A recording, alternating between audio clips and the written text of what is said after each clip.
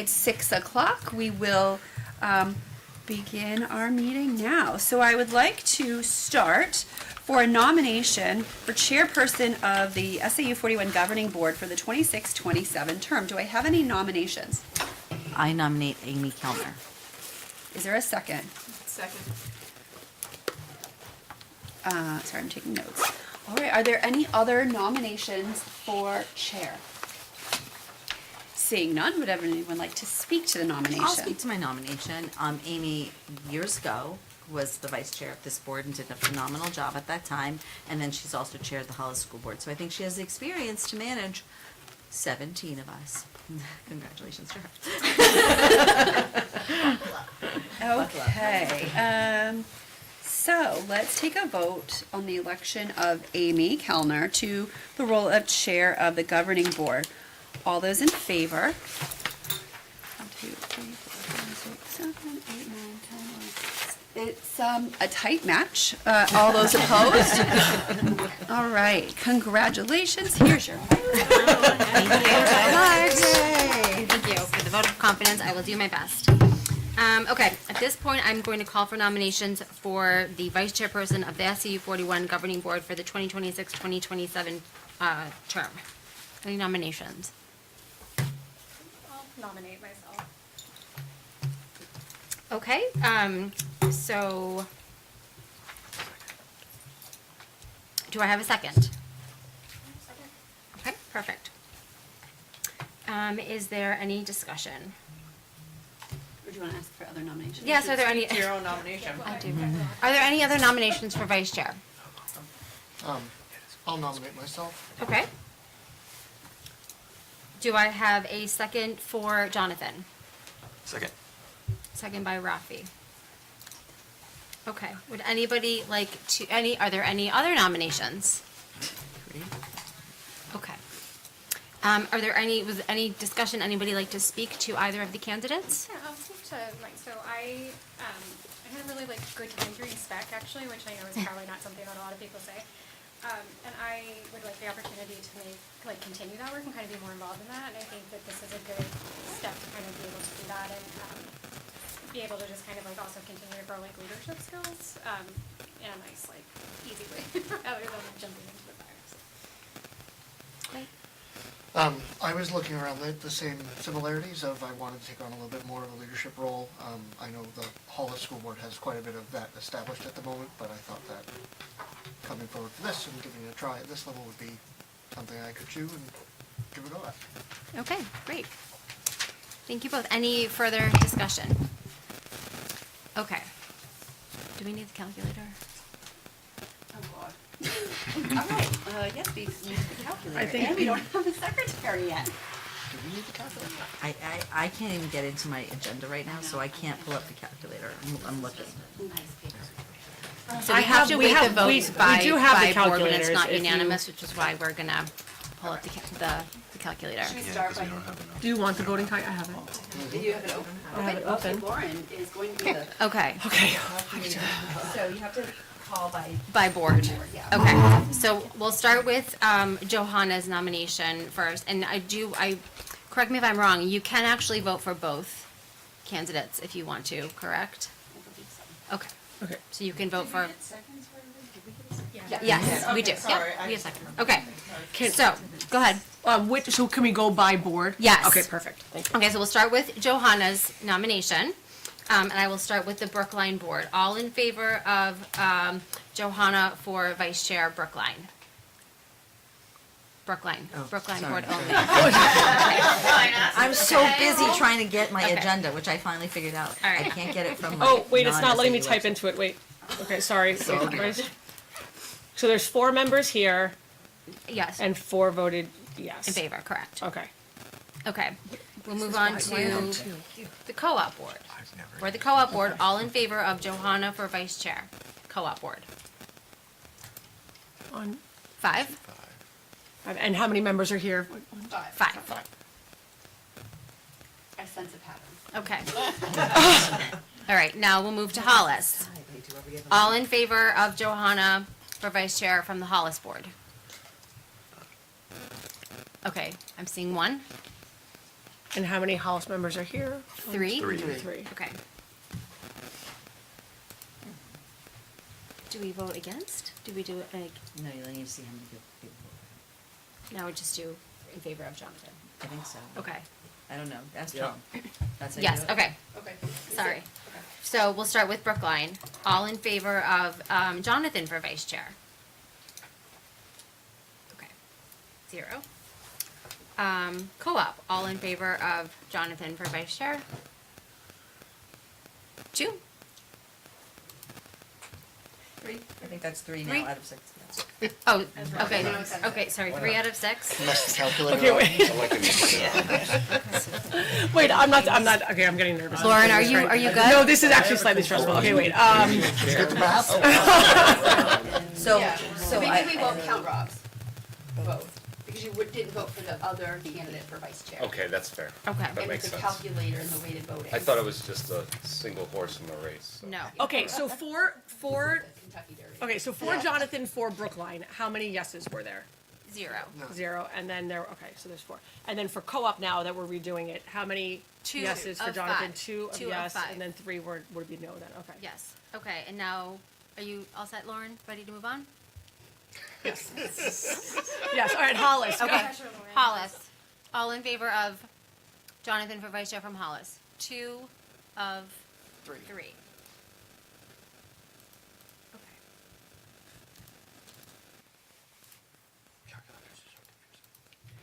Lauren will be able to tell us the results in just a moment. do we need a? No pressure, but we're waiting. I think we I know, I got it, okay.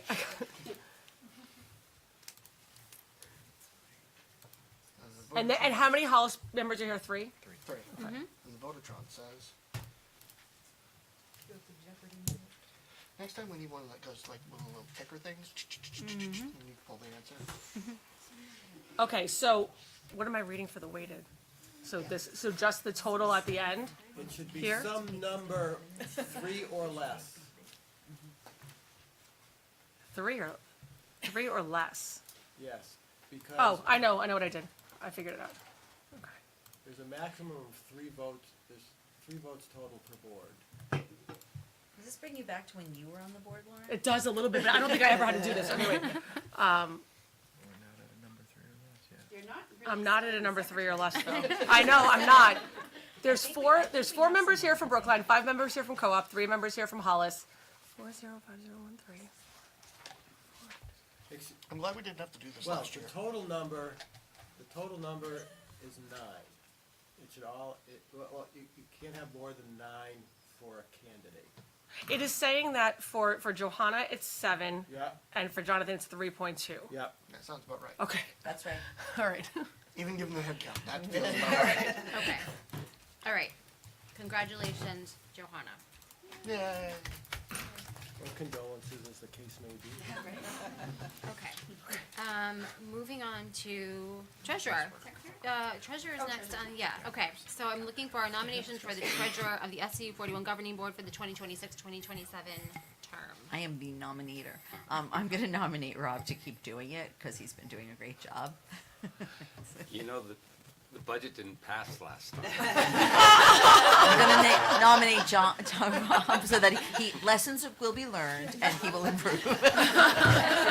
Just full disclosure. Okay, do we have a second? Okay. Are there any other nominations for treasurer? Consequence, you have to deal with it now. Okay. Seeing none, I will call for the vote on Rob Mann for treasurer of the governing board. All in favor? Did you count it? Anybody opposed? We don't need the Well, Rob calculator, didn't that's vote all that for himself. matters. That's all. I think it's probably ask for no's and abstentions. Right. Any no's? Abstentions? Okay. How many people are here tonight? What? Oh, 1201. 1201. Okay, 1201, motion passes. Congratulations, Rob. Thank you. Without voting for yourself. I never do. Okay, at this point, I'm looking for nominations for the secretary position. You get to run the calculator. Yes. I think Jessica's okay with it. I got a text with Carol today, and I think she's okay with it. So, You guys know her better than I do, but I feel like she's okay. That's what I've heard through hearsay. Is she the current secretary? Yeah, so Yes. I could nominate her again unless someone else wants to be Well, nominated. she's already- Oh, There she There she is. Wow, that timing was perfect. We're so excited to hear It's like on cue. There's another chair here as well. Jessica, would you mind if I nominate you for secretary?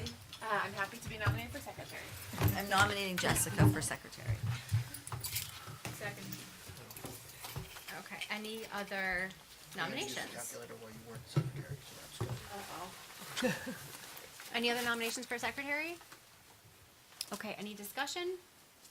Thank you, Jessica. I'm happy to do it again. I'm sorry that I was late arriving today. Okay, all in favor of Jessica for secretary? I'll vote for myself. Did I not do a good job? My hands up. No. Not that short. Um, I was there for so long. All opposed? Any abstentions? Okay. 13-0-0, motion passes. 14? Oh, right. Oh my God. It's been a while. Okay. Congratulations, Jessica. Okay. Signers of the manifest. Am I looking for that tonight, it looks like? Okay. Is there anybody that would be interested in being the signer of the manifest? Cindy and Jonathan. Do we vote on that? Or just No. declare it? Okay. And I had Tracy as an alternate. Perfect. I don't know why. Okay. You were in my list. Thank you. Okay. Thank you, everyone. So that concludes the vote of the, And there's no other committees? to- officers. We do the committees in our own meetings and then? I Okay. think so. Okay, great. Yeah. If there's anybody that we need to So is our appoint, we can do that next Do month. we need to do RSAC appointments or those good from last year? No, that's on the agenda somewhere, I thought I saw ours. It is. Yeah. Should we do public hearing, or we have to, 2 more minutes? Should we go to nomination or agenda adjustments? Yes, we shall. Are there any agenda adjustments? I have none. Wait, Tom might have one. You're just messing with us now. Way to bury the lead. Tom, you have an agenda adjustment? Oh, it got added, okay. It's on there now. Sorry. I still was looking at the old one. Okay. Do we have a consent agenda for this?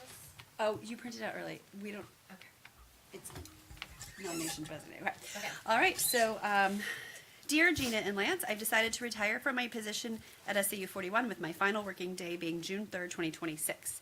I'm deeply grateful for the opportunities I've had working for the SAU41 school district, starting as substitute teacher in all of the schools in 2005 to becoming a speech assistant at Hughes, then to a special ed para, and finally landing my current job with SAU in 2015.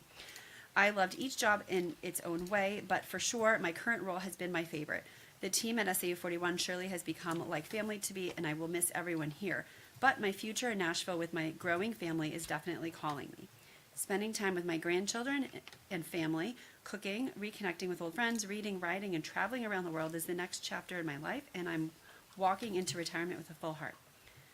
Over the coming months, I will do my best to ensure a smooth transition. Thank you for your support and kindness, and I wish you and the entire SAU41 team nothing but the best. Warm regards, Linda Sherwood.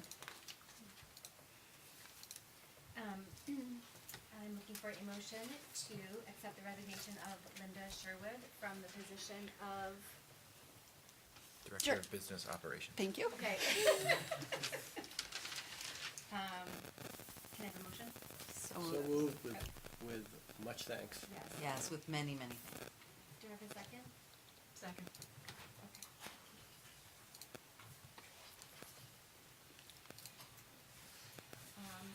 All in favor of accepting, Linda's resignation? That's 100. So 14. Any opposed? And while we're still on this, I know it's 6:15, but I just want to share some correspondence. So,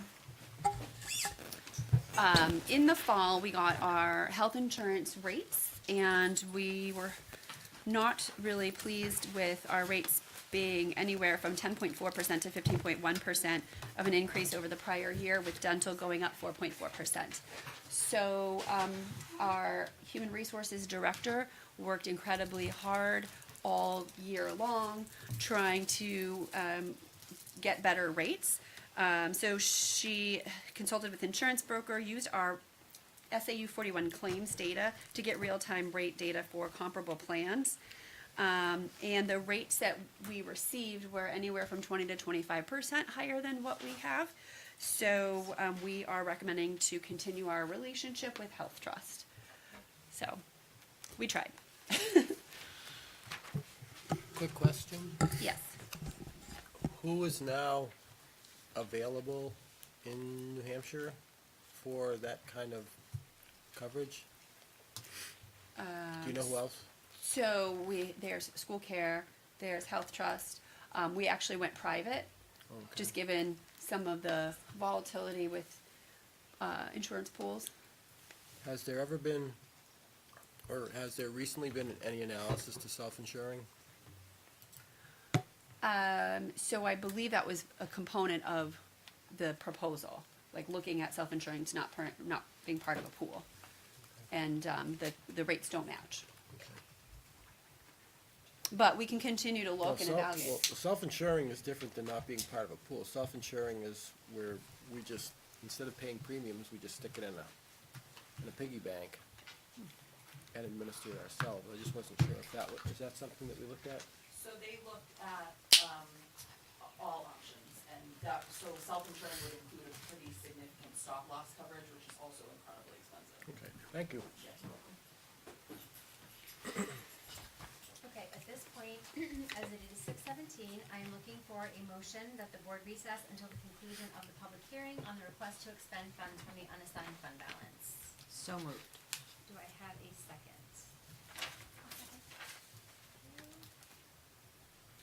All in favor? 3:15 at this point? I think so. Any opposed? So at this point, we are in recess at 6:18. And we are moving into the public hearing. Yes. Okay, so the purpose of the public hearing is to provide an update and obtain public input on the requested expenditure from the unassigned fund balance in accordance with RSA 19820C. The unassigned fund balance is an account governed by the SAU41 Governing Board. The board can approve the utilization of the unassigned fund balance for expenses deemed necessary for the SAU. As was stated in a communication provided by the business administrator, the anticipated year-end fund balance is estimated to be in the negative of $78,115. The figure is subject to change when approaching the end of the fiscal year, with encumbrances and expenditures being finalized. Requested is a board approval to expend an amount up to $85,000 from the unassigned fund balance to address the anticipated deficit. So, would you like to open? Okay, yes, at this point, at 6:19, I'm going to open the floor for public comment. I'm not seeing Is anyone from the public. Is the referenced note posted or available? Like, here's the notice, and here's the, No, not that, the one that outlines the deficit. In why that- we're in the negative? In that note you just read, it said at the most, Yep, as so, noted in the most, is that part of the packet? yep, so The in the revenue and revenue expense expense report, which, I'm trying to figure out what page it's on, Okay, it's the one that's at item 2 under discussion? page 34, I believe.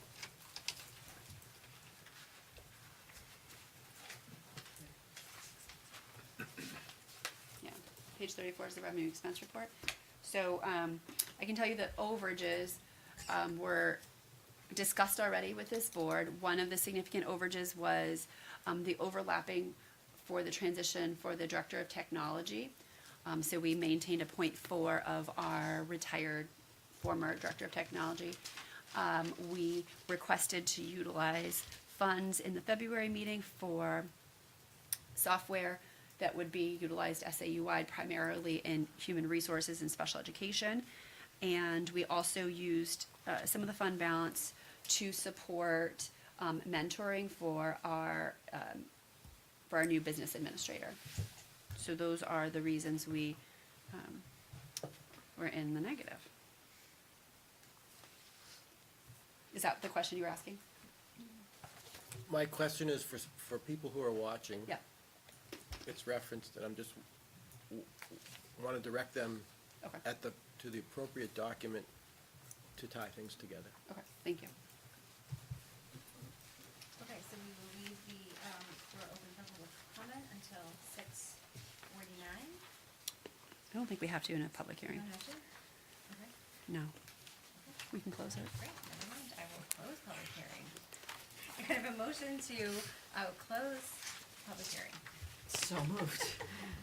I'm instilling a lot of confidence in myself right now. Okay, how about a second? Okay. Just for reference, you can close it by your directive. Yeah, that's, you missed that. That's what we were just Yeah, talking you about. don't need a half an hour for a public hearing. No, it's not that. I don't think you need a vote. I didn't either, but Dawn has it on the Dawn has outline, it so on- it yeah. doesn't hurt us to vote, does it? Don't want to set a precedent of extra bureaucracy. Yeah. It's fine. Okay, all right, all in favor of closing the public hearing? Okay. So the, hearing is closed at 6:22. Okay. Moving right along to the approval of minutes. We have two sets of minutes to approve tonight. The first is from the public, minutes, from February 12th, 2026. Member Van Conant was absent, so may I have a motion to approve as presented. So moved. And a second? Tracy. Tracy, okay. Any discussion? Okay, seeing none, all in favor of approving the minutes? Okay, and opposed? And abstentions? Great. And the second set was from the same meeting, February 12th, in non-public. So may I have a motion to accept the non-public meeting minutes from February 12th, 2026? So moved. And a second. I'll second this time. Okay. All in favor? Okay. Opposed?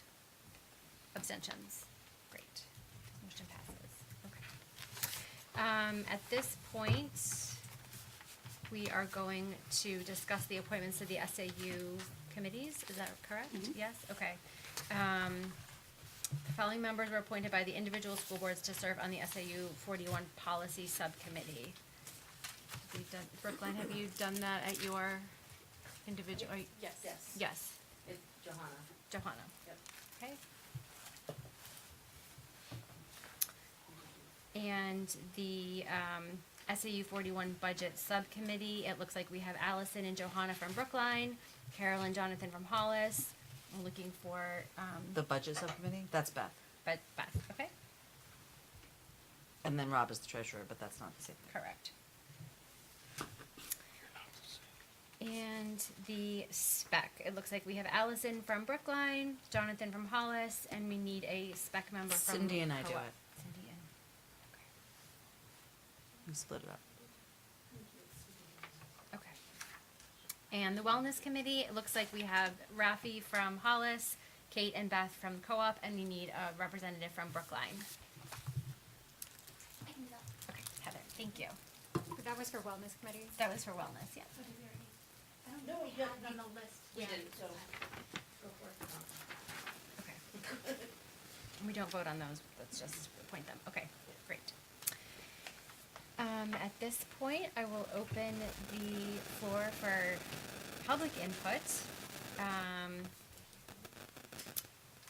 I'm opening the floor at 6:25, and it will remain open until 6:55.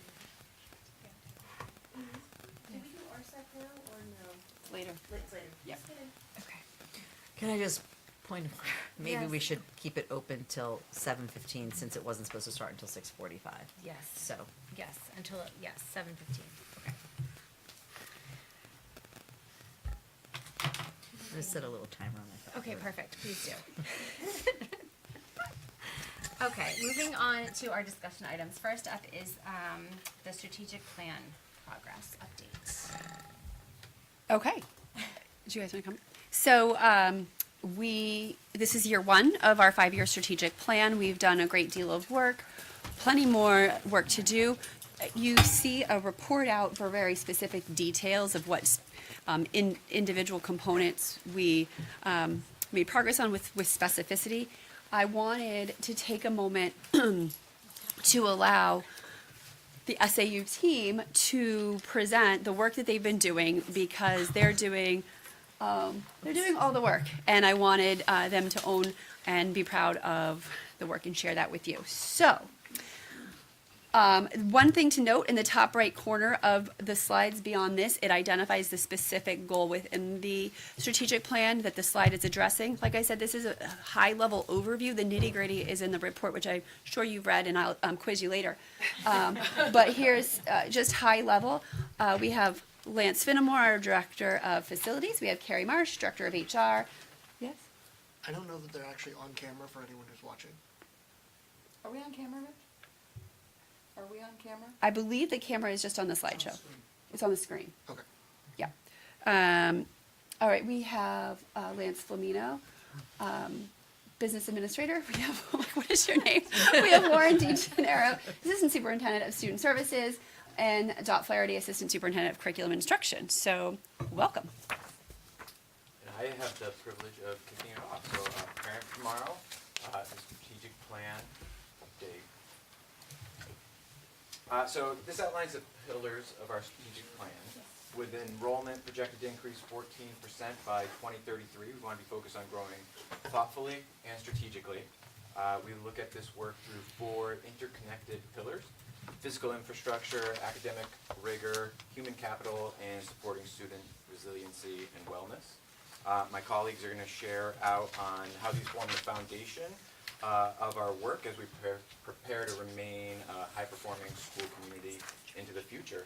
And Lance Finnemore, our Director of Facilities, is going to kick it off. Thank you, Lance.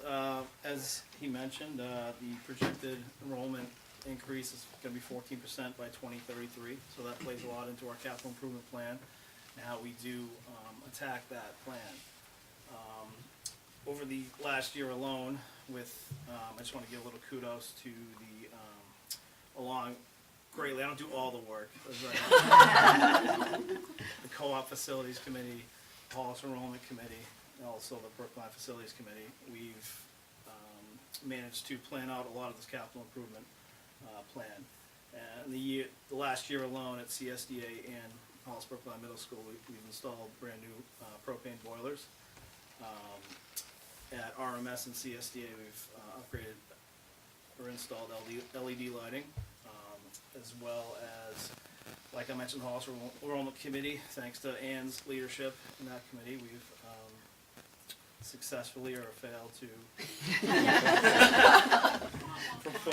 We proposed it, but it didn't work. But we're going to keep working towards that goal.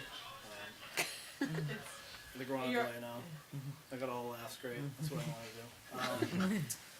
Also at Hollis Brookline High School, we're implementing whole solar infrastructure this summer, and as well Hollis Brookline Middle School next summer.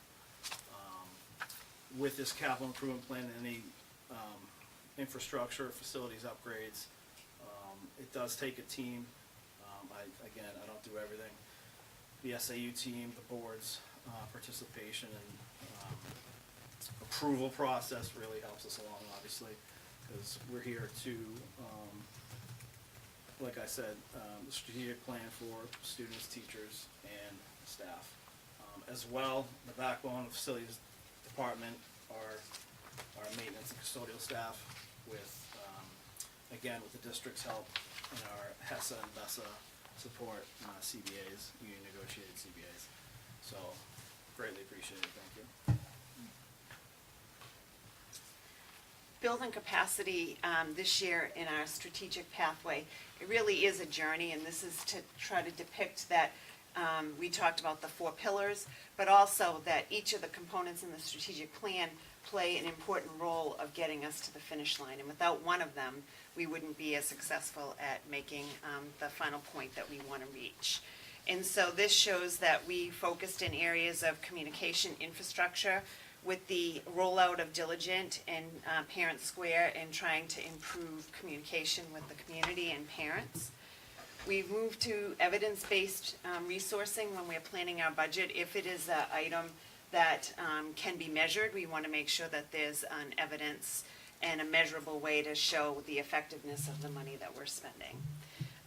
Curriculum implementation, with your support, we are rolling out our, continue to roll out at the elementary school CKLA, Eureka Math Squared, and you'll see in the next slide, we've also included a new textbook for math at the middle school.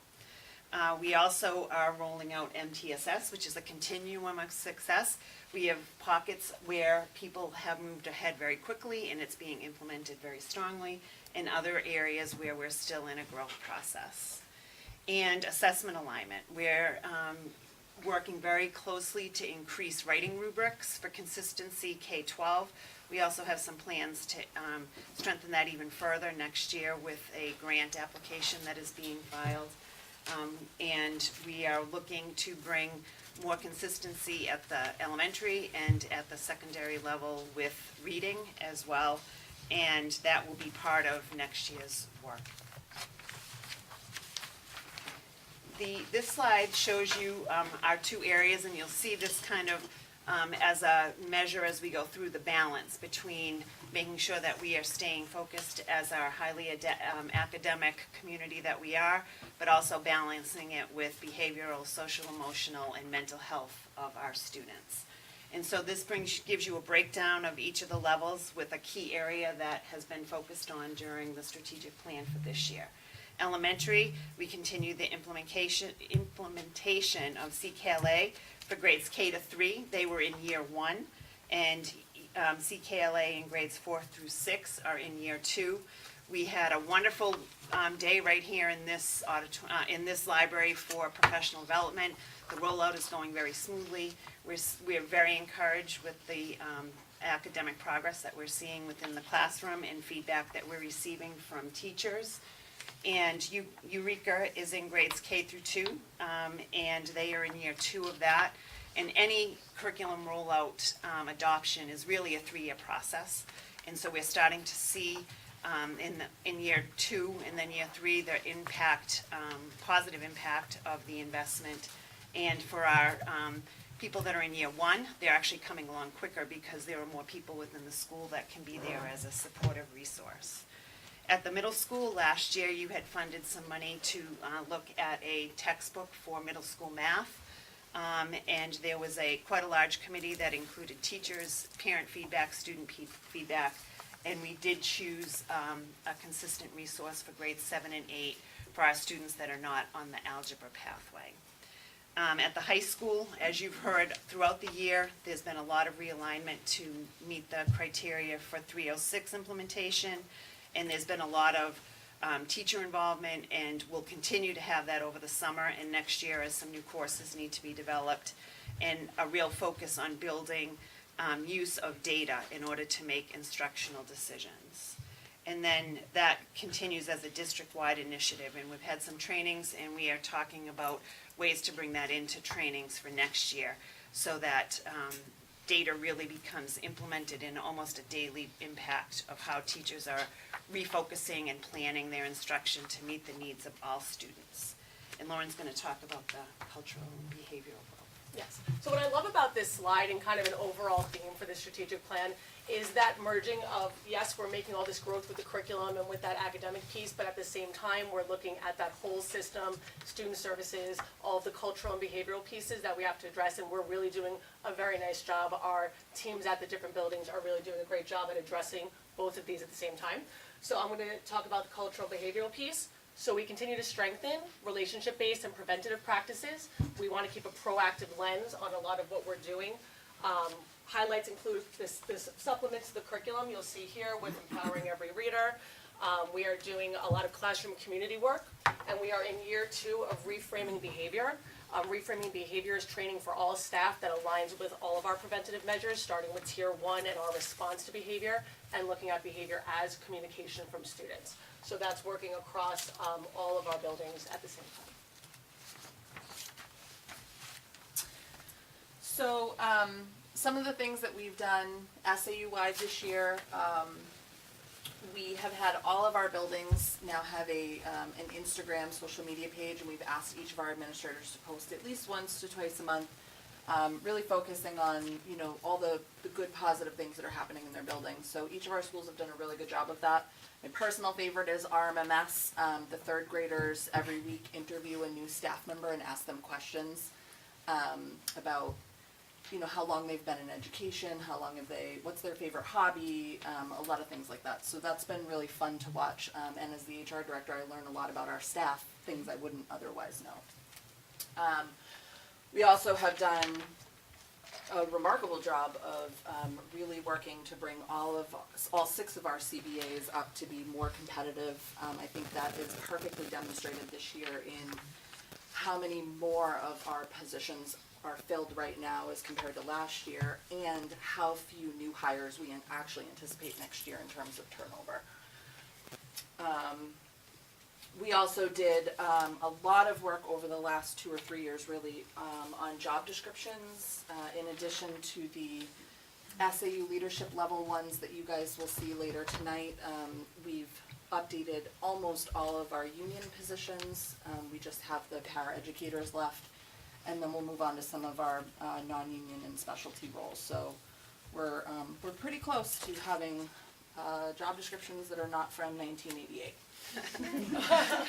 And then the last thing is this targeted professional growth. So we have, for a long time, had PLCs in all of our schools, but some of our specialty roles don't get as much of an opportunity to PLC. They'll PLC in the teams or with grade levels, but they don't get to PLC with each other. And so Lauren's done a great job picking up where Bob Thompson left off with the nurses. So for a number of years she has had, I think, at least quarterly meetings with the nurses. And we also are doing ESOL. We're looking at school psych, reading, and our elementary school counselors over the next year or two. So we're really trying to bring all those guys together and give them an opportunity to work together as well. So this is a slide that kind of looks at student wellness as a roadmap. I'm going to speak to this a little bit more about the multi-tiered system of supports process, and tying in both student wellness also with staff wellness. So when we look at our multi-tiered system of supports, we're looking at it, as I said, it's A and B, academic and behavioral. So each building right now is in its own phase of development or fine-tuning of this system. So staff in all buildings are working collaboratively to grow their processes and expand their offerings, particularly with tier 2 supports and interventions.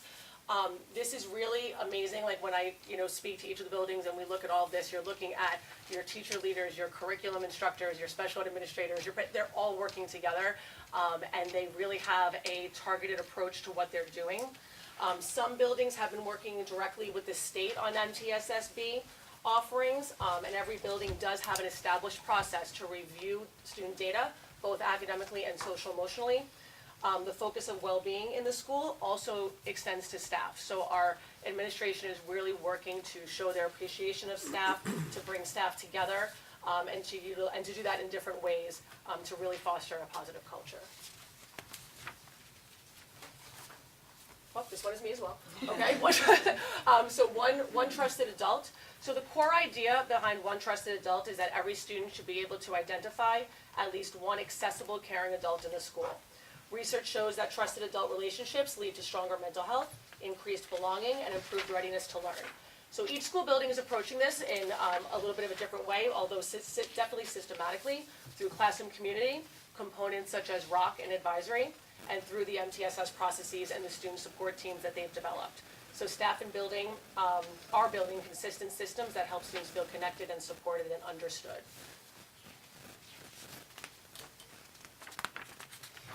So you may hear some things that seem like they're repeats in different areas, but that's because the goals really take a holistic approach of our students. And by blending that holistic approach, there is overlap between the goals that you have selected and that we've been working on this year. And so this gives you a nice kind of overview of some of the things that we've been doing side by side that show you how we are focusing again on academics and also on student recognition, which helps with the whole student wellness overview.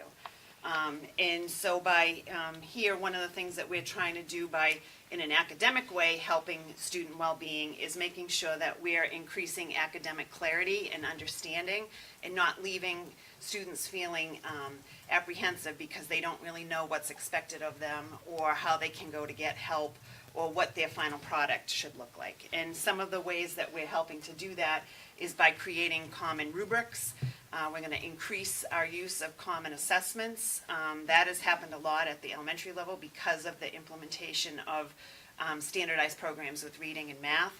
We can now compare data across grade levels, across schools, and across communities. We have clear expectations. We are working on making sure that that teachers get consistent feedback in their evaluations, and that we use evaluations not so much as the old-fashioned we got you type mentality, but that it's really a way to have good conversations around teaching and learning and having a growth mindset on how to support all of our teachers, whether they're first year or in their 30th year. And we are planning for next year to rejuvenate the instructional best practices starting with the high school for grading and assessment committees, but that work will also come down to the middle school and elementaries. And we've already been having some pretty significant conversations around some of the assessment tools that we use. You'll see in June when our curriculum coordinators at the elementary come to make their presentation, we've been using Ames Web, which has been a useful tool, but it doesn't give us the really kind of specific information we'd like for all kids. And right now we're trying to focus on an assessment tool that will help all of our students grow, not necessarily just the struggling students, but also our students that are at the upper end of our scale, and making sure that they're being challenged to the top of their potential as well. So stay tuned, you're going to hear more about that. And then on the fostering belonging and recognition, all of our schools have multiple things that happen, and you know from your individual boards all the things in your principal's report that show how students are being recognized. But just as an example, at the elementary level, some of the things we have are golden awards depending on which school you're in. It could be a sneaker, paintbrush, we've seen sneakers, gold wing awards. We have the Wolfpack Leaders, which is really taken off this year at CSDA. Our middle school has the Nightly Code of Honor recognition awards that they give out on a regular basis, and at the high school, they've implemented CAF Cares.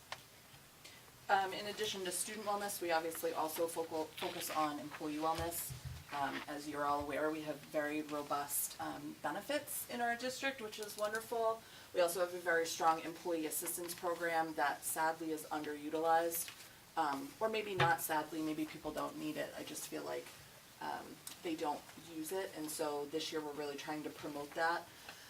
But we also, Jen and Emmy and I are all wellness ambassadors with Health Trust, so every year Health Trust gives us $1,500 to pay for wellness initiatives, and so we run a lot of wellness events throughout the year, and then every June when it's 112 degrees, at the end of the school year, we will do some type of cold, tasty treat for everyone. Not necessarily healthy. Yeah. One year they were called Fat Boys, and I got a lot of slack for that. Back to me. So to summarize, this highlights that preparing to meet the current and future needs of SAU41 requires a fully connected ecosystem built around students, with students at the center. And this work rests on sustainable infrastructure, not only in terms of physical facilities, but also strong human capital and sound financial planning. It requires rigorous support through high-quality curriculum and data-informed decision-making, while also fostering an inclusive culture and thoughtful and intentional programming and training.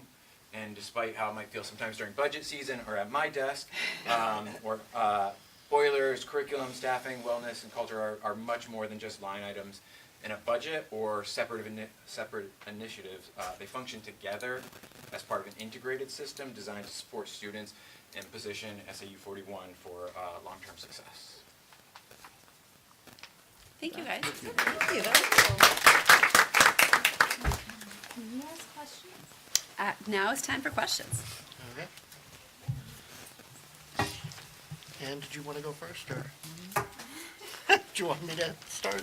No, if you wanna start, you go ahead. So I had a couple questions. I guess the first one, and I know it's close on us on the Hollis District side, but it is not necessarily isolated to it. With a 14% projected enrollment by 2033, I saw lots of infrastructure updates within the buildings, which is great. Are there, in terms of the district, other capacity concerns outside of just the Hollis District, like in the co-op or other areas that we're tracking as an SAU? We are always tracking all of those items. We had greater concerns for the Brookline School District a couple years ago. There's quite a bit of development that's in the works already going.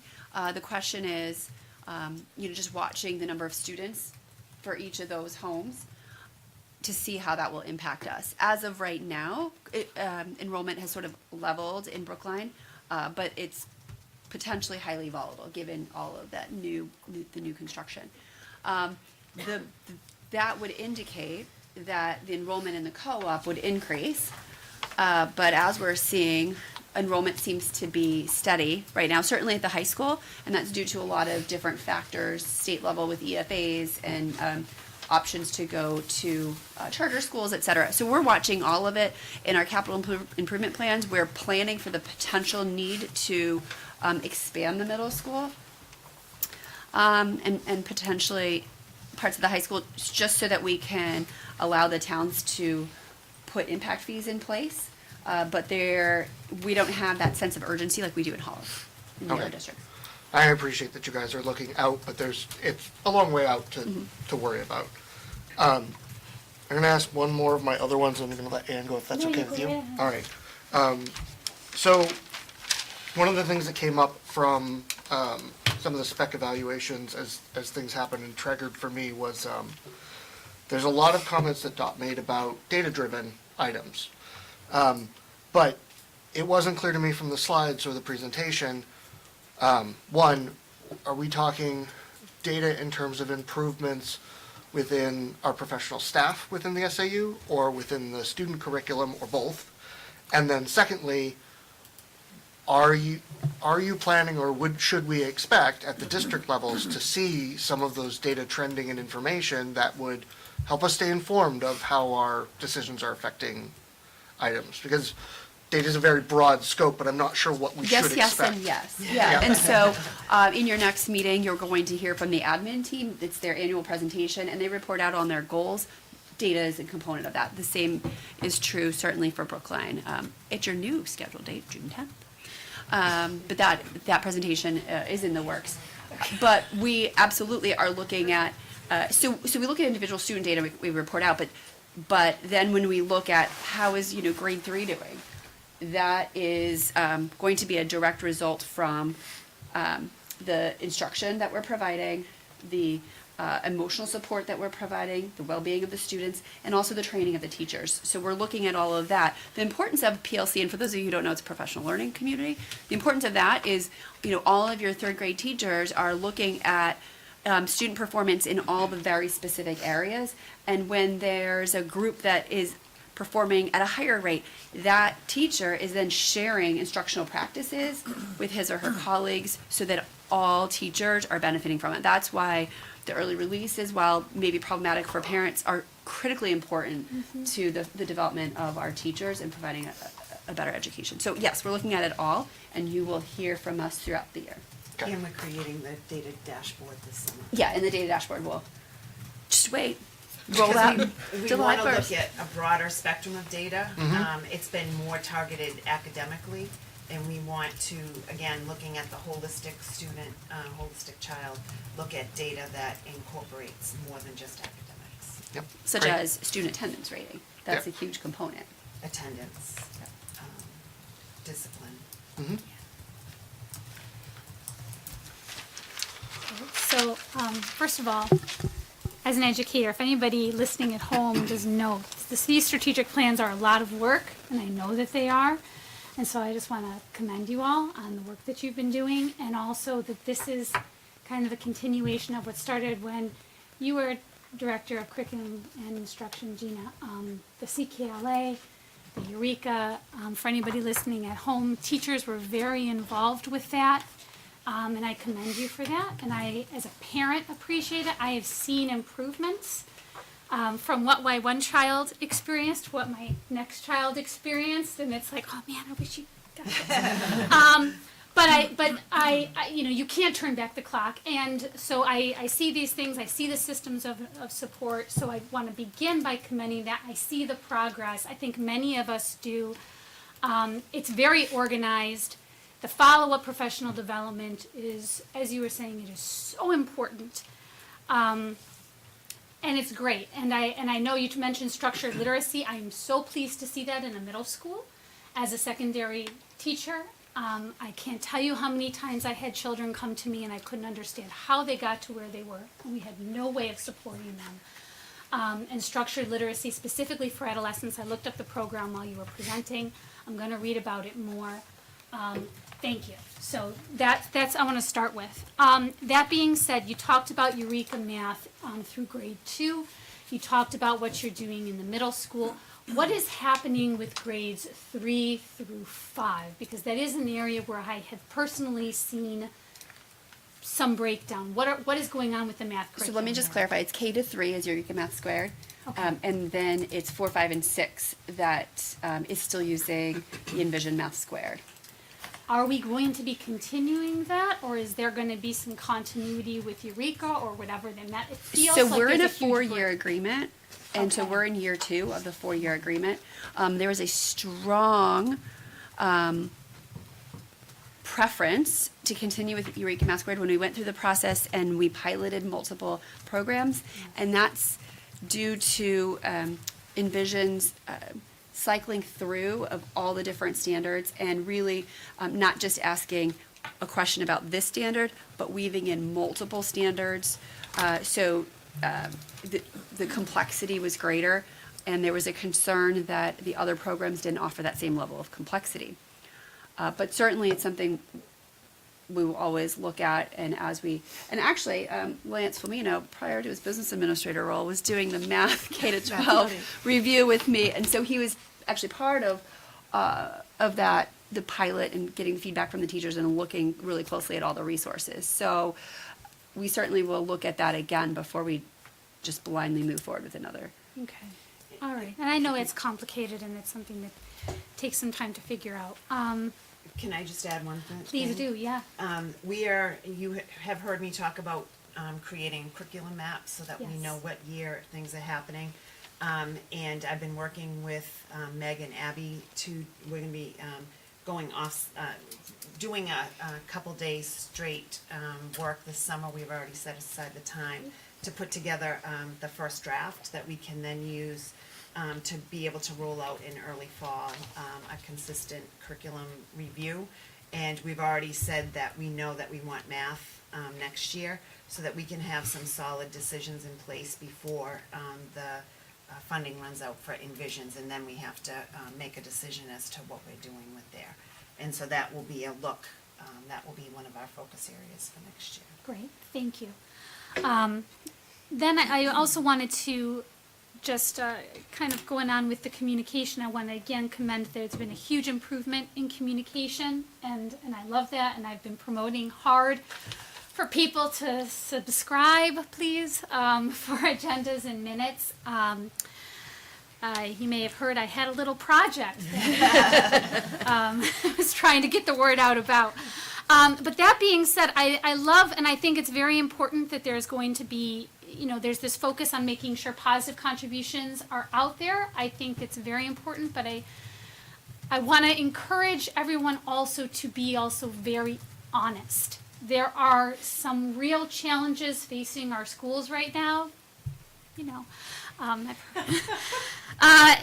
I think that it's really important that we don't sugarcoat it, that we are very honest with our community. When there are programs we have to cut, when there are class sizes that need to be increased, when there are specialists that need to be put on carts, when there are books that can no longer be housed in our libraries.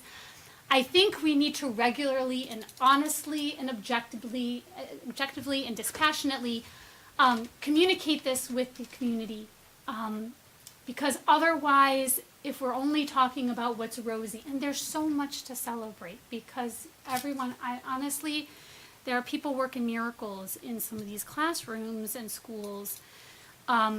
It's easy to hide those challenges, and I think that's, at least speaking from the perspective of Hollis, that has been happening for a long time because we have outstanding leadership. So just want to really put that out there to please be honest with our community about that. And lastly, I just want to express the same kind of concern about Jonathan, about capacity, as we look forward, making sure that's communicated with the community as well.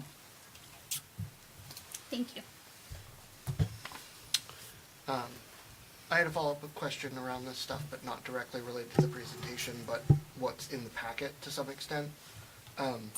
If I'm reading the SAU41 strategic plan progress properly, that is the overarching goals and objectives for the next 5 years, starting in 2025. Okay, so that helps refine some things. I had some question as to why we were missing some of the goals, but knowing that's a 5-year plan totally makes sense. I would comment that it is great to see the number of check marks that we do have so far within the progress. And I know that didn't get presented, but it is in the packet, and I just wanted to say that it looks good. Thank you. Yeah. Thank you. I just wanted to say thank you. I know this is a lot of work, and it's so nice to see all the SAU41 staff here. When we talked about some of the curriculum and really kind of making sure we focus on students who need support, and then students who are achieving and need maybe some extra. I just want to make sure that we really are thinking of all students, especially students that you would think are in the middle. I think we worked so hard as a district to have those inclusive classrooms. And I just want to make sure we're helping to meet all of the kids where they are. So thank you. Thank you. My turn? Tom, your turn. Oh, sorry, Tom. No, that's fine. First of all, I just want to thank Ann for some of her input and observation, because it comes in a manner that is both clearly understanding of what's being said and really good at presenting it in a context that helps some of us who don't understand it go further with it. My first question, you started to touch on it when you talked about measuring things like attendance and absenteeism, but I'm wondering, what are the things that you look at or measure to assess well-being? And it seems like a very difficult thing to quantify, and I'm wondering how you go about addressing that.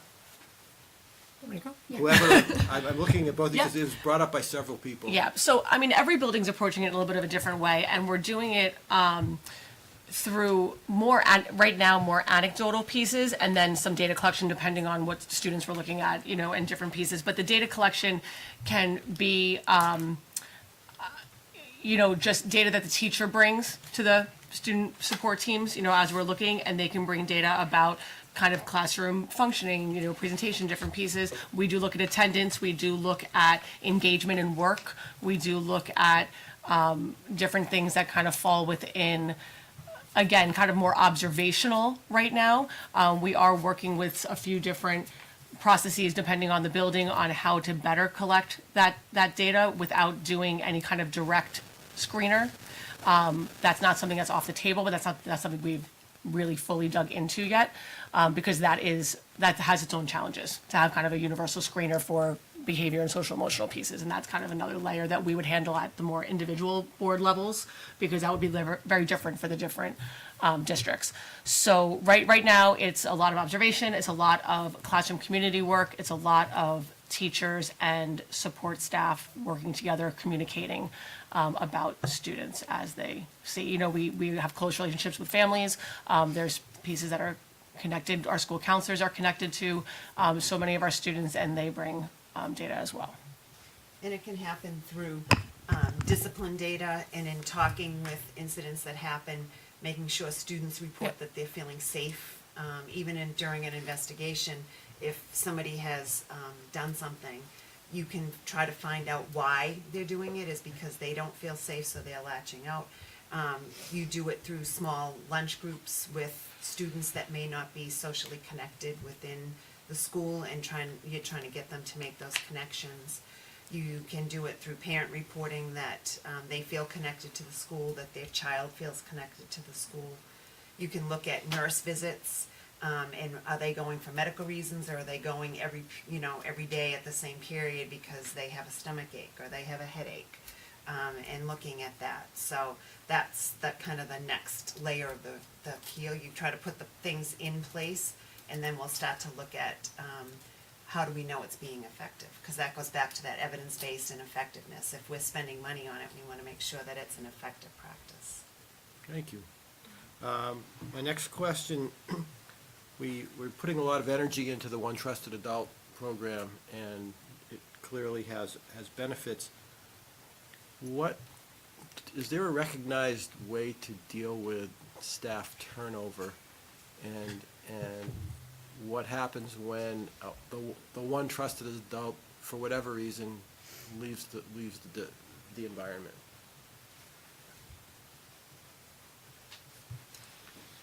Go ahead. Oh, you go first. I was just going to say, One Trusted Adult is like a program by a particular author. It's really integrated in the middle school. It's not so much integrated in the other schools, but the ideas behind it, finding that one trusted adult, finding those connections, making sure that people have their person or their people, is really important. But Lauren, what were you going to? Oh no, I was going to say, so every building is approaching it a little bit differently. And again, they're starting with that classroom piece and with their kind of direct teacher, and then if there are, again, as you go through your MTSS process and those student support teams, we're, working on how do we identify other people in the building if it's not their classroom teachers at the elementary level. The high school and middle school have really focused on kind of the rock and the advisory piece, and I've put, kind of their focus in that for the one trusted adult. At the elementary level, they're looking at it, more from the classroom level, and then if there's pieces that they wanted to expand on, then they're bringing in specialists, and they're bringing in, art, music, gym, et cetera. So as far as the staff turnover piece, I think that it builds from classroom to classroom, from grade to grade at the elementary level. So I don't know how they're addressing the advisory piece at the high school with the staff turnover. I can't speak to that. It's top of mind for me right now because of last night. Yeah. No, agreed. And that's what I'm saying. So I don't know how I know that obviously the advisories, if there's a teacher that leaves who's runs an advisory, they're going to have another staff member there. And it's a matter of cultivating that new relationship and, using that process to build that relationship. The advisories are also paired up, so there will be consistency. You have your one advisor on paper, but there's two advisories that work together and do games together, whatever, do the activities together. So there is that. It's like a team. Yeah, there is that team, and sometimes they're shifted if there's a grade level shift or there's more of one grade, and so you need more advisors, et cetera. And they're pretty intentional about. I'm thinking about the relationships that develop organically. Sure. And it's going to be a reality where, for whatever reason, a staff member leaves.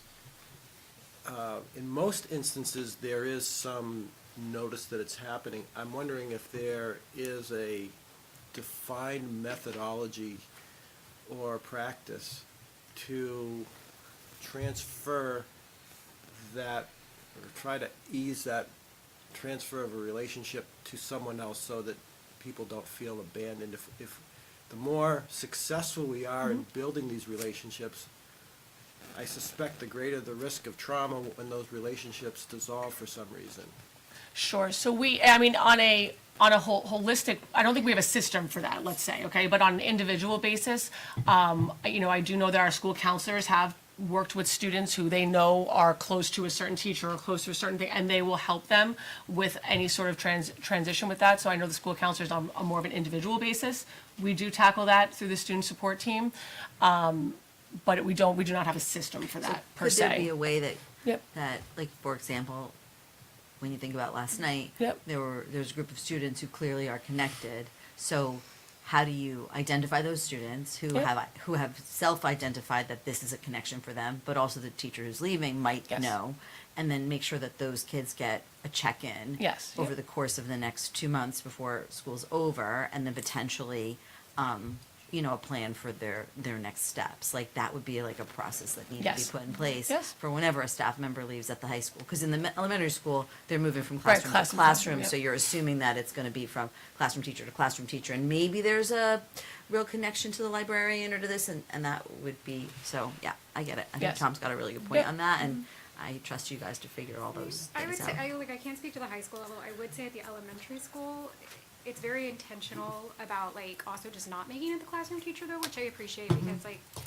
my daughter's having to transition this year into next year, and everybody went like above and beyond to like prep her for it, introduce and like and kind of like help her cover. So I think that made a big difference for her, was just like hearing from her trusted person, this is where I'm going, this is why, here's who's gonna be here to help you, like these are in that, and like even just using the words that there's a person you trust in the room. So like if she's had to try something on her own that was new, they'll say there's a person you trust in the room and will come in. So I think it's in the language that's used, like a lot of, so I imagine that can probably get pushed up to the high school, but I will say it is starting in the elementary school to also be inclusive, which I appreciate because it's hard when they get attached to one teacher, right? Because then they do have to move on. So actually having them attached to like multiple staff members, whether it's specials teachers or the nurse or whoever, I think has actually been really helpful. And where this happens on a large scale is every time we have a transition, and especially if you're moving from Brookline to the middle school, or Hollis from Hughes to the middle school, or middle school to high school. And the schools have done a really good job because they know that's a big change, right? You're going into a brand new community with maybe no connections. And so really building that time in to bring them up, to try to start to introduce them to people that can make the early connections with them, that will help them to find interests and to build some of those other new connections. Thank you very much. Can I just add that, anytime a student or multiple students experience trauma, the school counselors are trained to sort of take a look at those students and build that network and check in with the students, the network students, try to form more relationships, try to bridge those pathways and try to help that. So it's not new. It's the work that they do all the time. Yeah, I don't know if it's comparable or any parallels, but in the semi-adult world, when there's a role change taking place, oftentimes, even before it's announced, they start to introduce someone else, and by transferring the respect, almost to building the person up, it creates an easier path for someone. The person I trusts this person, and that transfer is so helpful. I'm wondering if we can fundamentally build into the structure that when someone announces a retirement, or, because we often will have several months where we can consciously identify someone, and maybe even the individuals leaving and said, this is a person I think would be a good fit or transition, and perhaps structure some level of introduction to to create that parallelism. We're doing it well in advisory with the dual roles there, but when it's not in that structured environment, I'm hopeful that we can continue to support those kids because it is having a big impact. So I thank you. The last question I have, we as a district, I mean as an SAU, have prided ourselves on the achievements and the academic excellence that we bring to our students and to our community. Again, last night there was some real interesting input, and one thing that struck me was the comment about in our efforts to promote students to challenge themselves and to take on those extra tasks, are we inadvertently exacerbating stress and anxiety? Do we overemphasize academic excellence at all levels? I think that's what, so some of the thoughts where we're telling freshmen to take a study because they need to be balanced, and that's a negative. But then sometimes the opposite is true. We're telling students that they're capable of doing AP, and that's a negative. So, every student we have to work with every student and their family holistically to figure out where's that balance. For some, having that stress is what keeps them going, and although it's an additional course to take something, maybe that's that outlet that they need, but for some, it's too much, and that becomes burdensome and detrimental. And it's that constant, like the community has high expectations.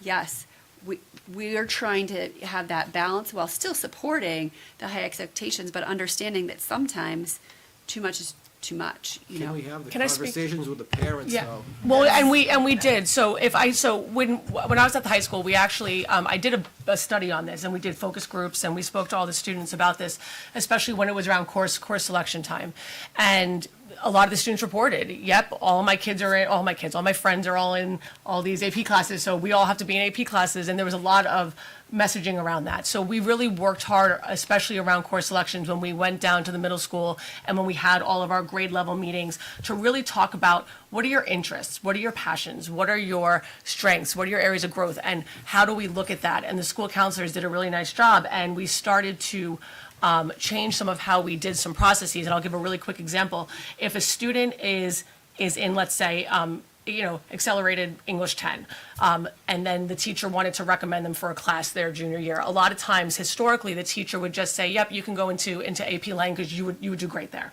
But we wanted the teachers to really understand, because when you go into course selection, you have to select what your teachers recommend for you in a lot of the classes. And so we wanted to say to the teachers, give them the option.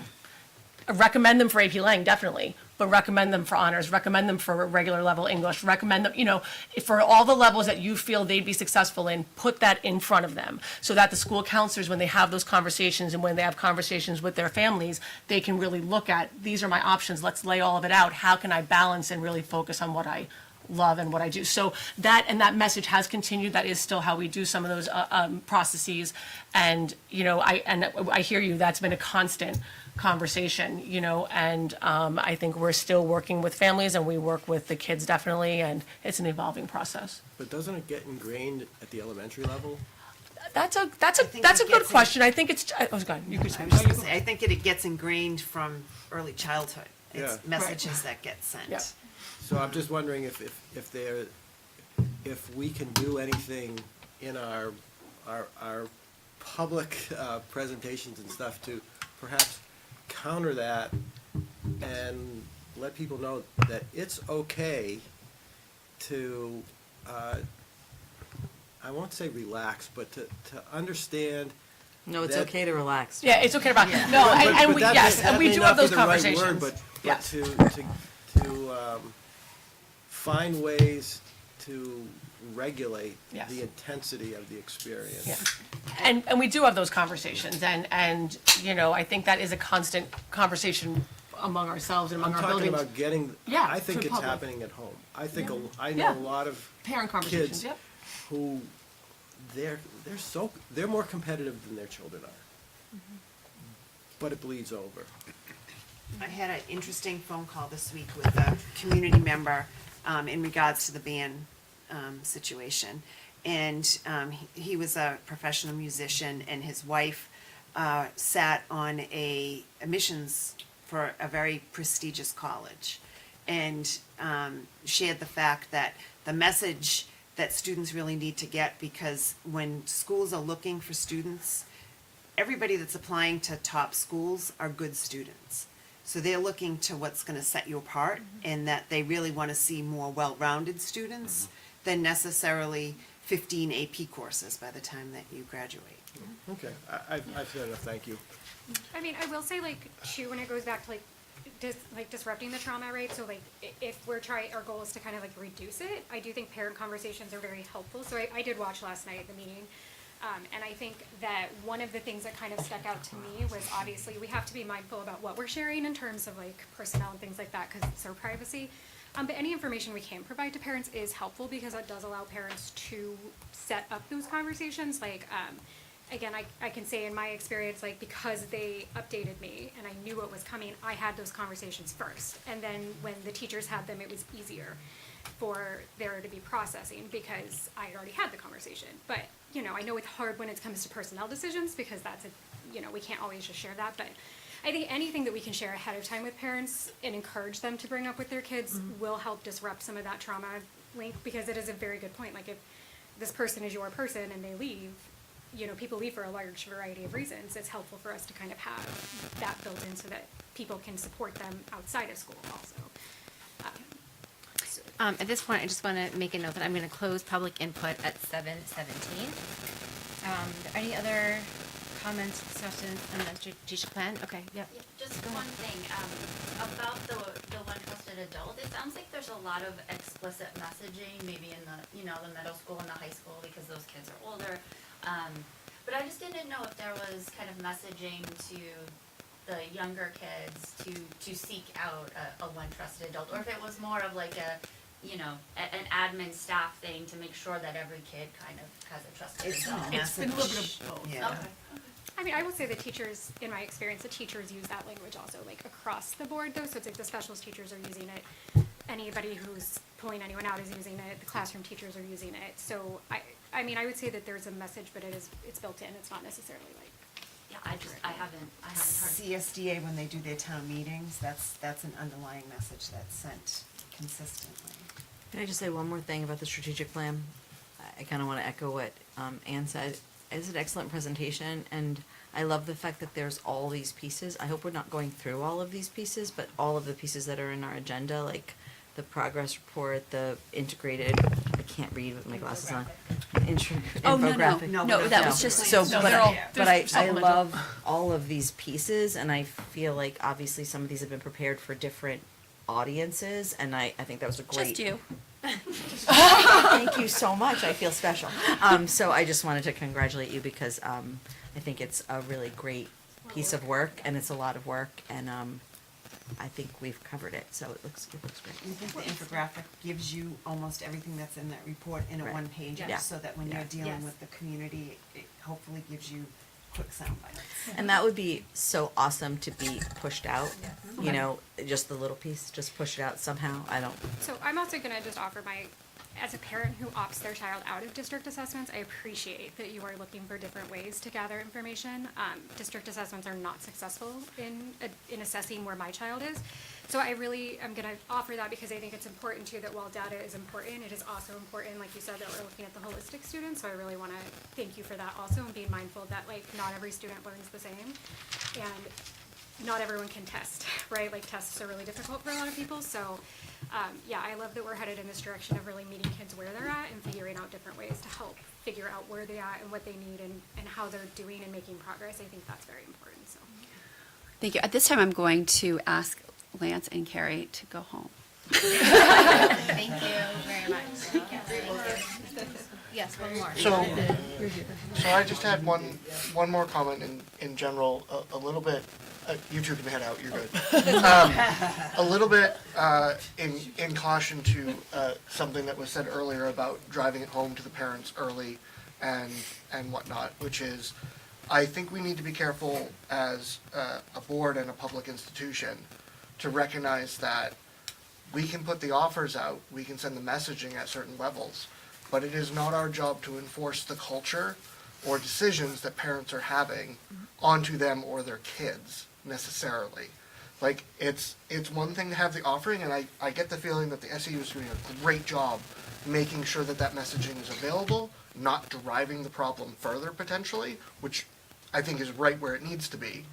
But I think anything that steps over that bounds and starts telling parents how they should not drive their kids certain ways or whatever, pushing in, we have to be cautious about that, because that's what I took away from the comments a little bit, and I don't think that's our purpose. I think that's a little beyond our scope, even if I agree with the cultural sentiment. Yeah, I will just respond to that. I mean, I don't think we are out to tell any parent how to parent. I think we're out to provide information so that we can have greater transparency and better homeschool relationships, because we are a team. And, you know, the students are with us for many hours every day. And so we really need to work together and make sure just we're communicating and sharing information. So.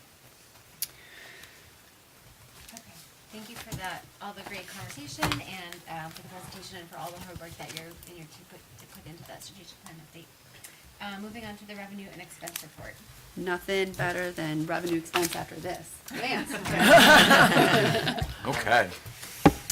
So in the interest of time, I'll kind of hit the highlights and talk about the big pieces and changes since this was last presented.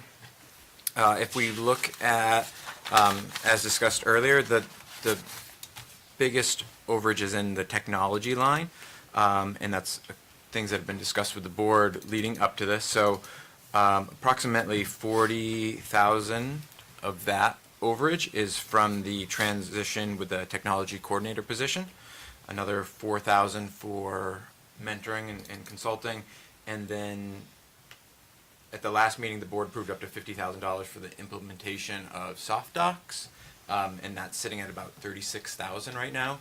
So if you take away that 80,000, that line would actually be slightly in the positive.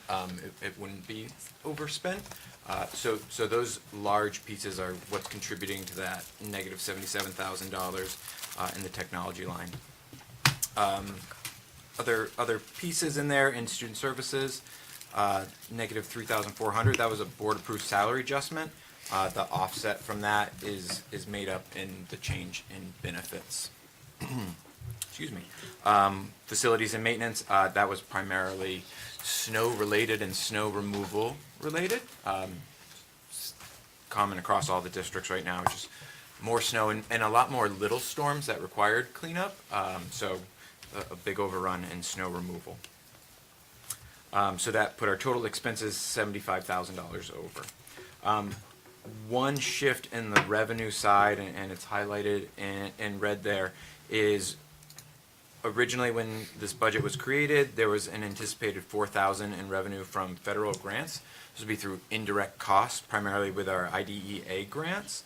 The way they were written this year, those weren't factored in, so that revenue doesn't come to the SAU. To be clear, it still goes to the district. So the grant amounts would be the same, but it was all allocated to the districts and the students, and that revenue piece is not coming in. So that shifts our expectation a little bit, and that's since been updated.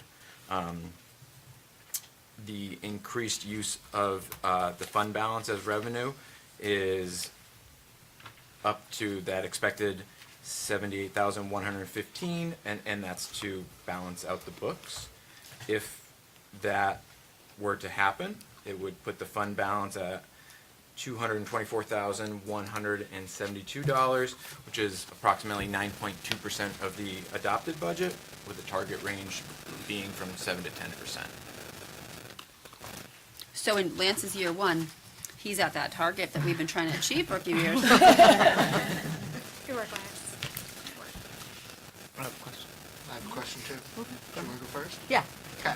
First of all, how's soft docs working out? But we're in the implementation phase, so So we don't know. we're building it. It's, And yes. how's the phase going? Like the implementation, is it making it crazy or is it okay? Yes, it's probably making John Boucher a little crazy. But he's been great. No, there's a lot of back-end stuff that we're setting up, and a lot of those pieces are happening, yeah. And then I'm aware, because I watched the Hollis Brookline Cooperative Budget Committee meeting, and they are very good at keeping track of legislation, that I think there might be some legislation that could pass that would make it so that SAUs cannot retain funds, or would have to vote to retain funds, like we wouldn't automatically be able to retain funds. So is that, I'm just asking, is that true? Is there like legislation up there? Okay. Yeah, Where is it in the process of it's life? gonna get signed within the next day or Oh, two. it passed and it's gonna get, oh God, okay, that's fine. So what does that Give all mean? the money back. So we have to give all the money back? Yeah. And So the- de-apportionment, Yeah. de-apportion it and all. So when we used to say we can't give it back because it's all muddled, Right. well, We gotta this is muddle it. now, well, you Do we better have to- like, we have to give unscramble it back? And give it back. Can they vote to keep it? Can the community, no, so we have to give it back. It's use it or lose it. So just to confirm, so our So- community can no longer control their Nope. funds? It's now, the state has basically made that decision Yes. on their behalf? It's within days, So this money goes back unless we spend it. correct. That's my understanding. And what's the date of that? When do we have to send it back, basically? Right. When is it in effect? When do we have to spend Is it? I it don't July know. 1, is it? Usually it's 60 days after it's signed or Yeah. something like that. Yeah, so it'll be this summer. What are the mechanics of getting it back? I mean, do we, okay. But So is there a need, if this really does get through, there's $224,000. I'm not saying not to return it to the taxpayers, I'm just saying, is there some things that you've been thinking, oh, well, we really should, I don't know, like. There's the SAU limo. No, it's just a question, it's a question, is there? No, it's can you to- can you encumber for things that you know you need to do in the upcoming year because the budget didn't pass? If the board authorizes it, I would imagine that's the case. So the Hollis Board, for example, will have a public hearing in their June meeting to expend from the SAU Building Maintenance Expendable Trust. And the proposed expenditure is to redo the roof.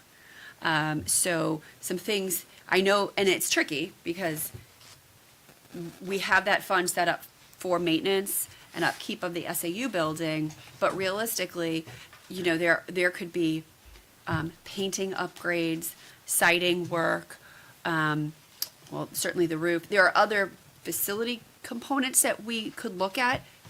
It's not our traditional source of funds for those projects, but that might be an opportunity to do that. So, follow-up question, would we need to spend this, would we need to make a decision as a board prior to our next meeting? Would we like, if we're looking at 60 days, would we have to have a special meeting of this board? I think we'd have and to have a special meeting, public hearing special public to do that? So, I'm just putting that bug in your ear. Yep.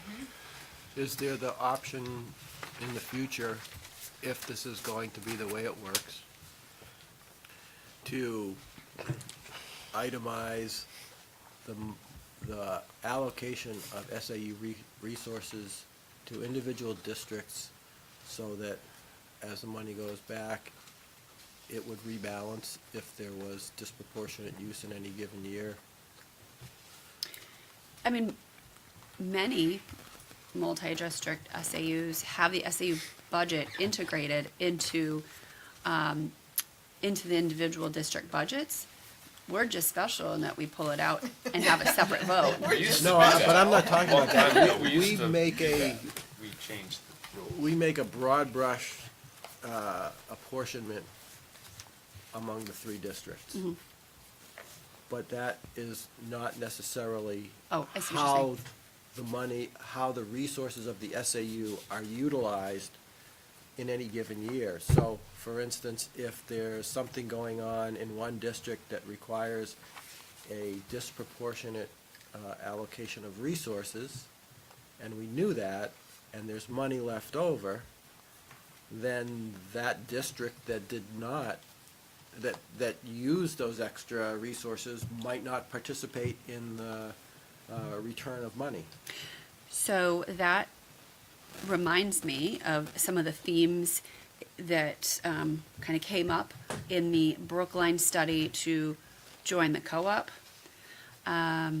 Because we're not attorneys, and so we don't have billable hours. So it's not, we could, that would cost time and effort, but we could start itemizing, like, okay, I just got off a phone call with our MMS principal, that was 30 minutes, and try to figure out how our time is divided.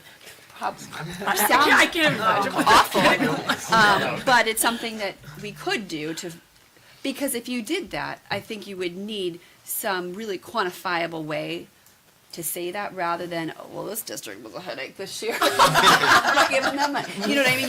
You would need some way to fully justify it. One more question.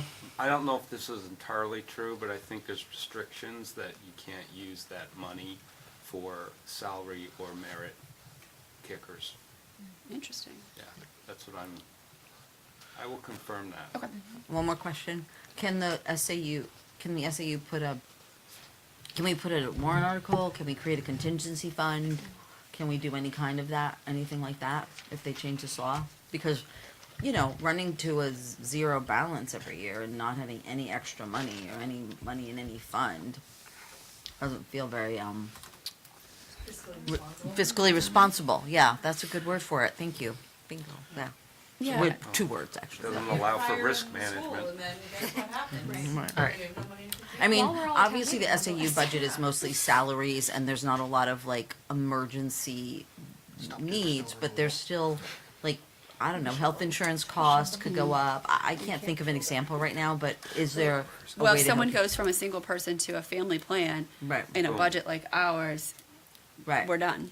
Right, so just wondering if I'll- there's any way to create a contingency fund and if there would be a warrant I'll ask article Rita. on Legal. on all 3, yeah. Yeah. Could you imagine running a personal budget down to zero every Yeah. That would be insane. But that's what we have to do. People run into the negative every month. Well, that's what I'm saying, I'm not keeping in, it's not a safe thing to do. Oh, no, So- I agree. So, sorry, not to curb this too much, but I wanted to get back to this part. So with this in mind, Yep. because my first question was going to be, hey, what did we account for in the budget that failed for the unreserved fund balance to get reserved? And then my second question now is, okay, in the, sorry, not the failed budget, the de facto budget that is now in place, Adjusted, yeah. does that have an unreserved fund balance adjustment built into it at the moment, where we would have money reserved from 26 going into 27? It does not have planned use for the unassigned fund balance for FY '27. But does it have a number that adjusts the budget from pure revenue to, okay.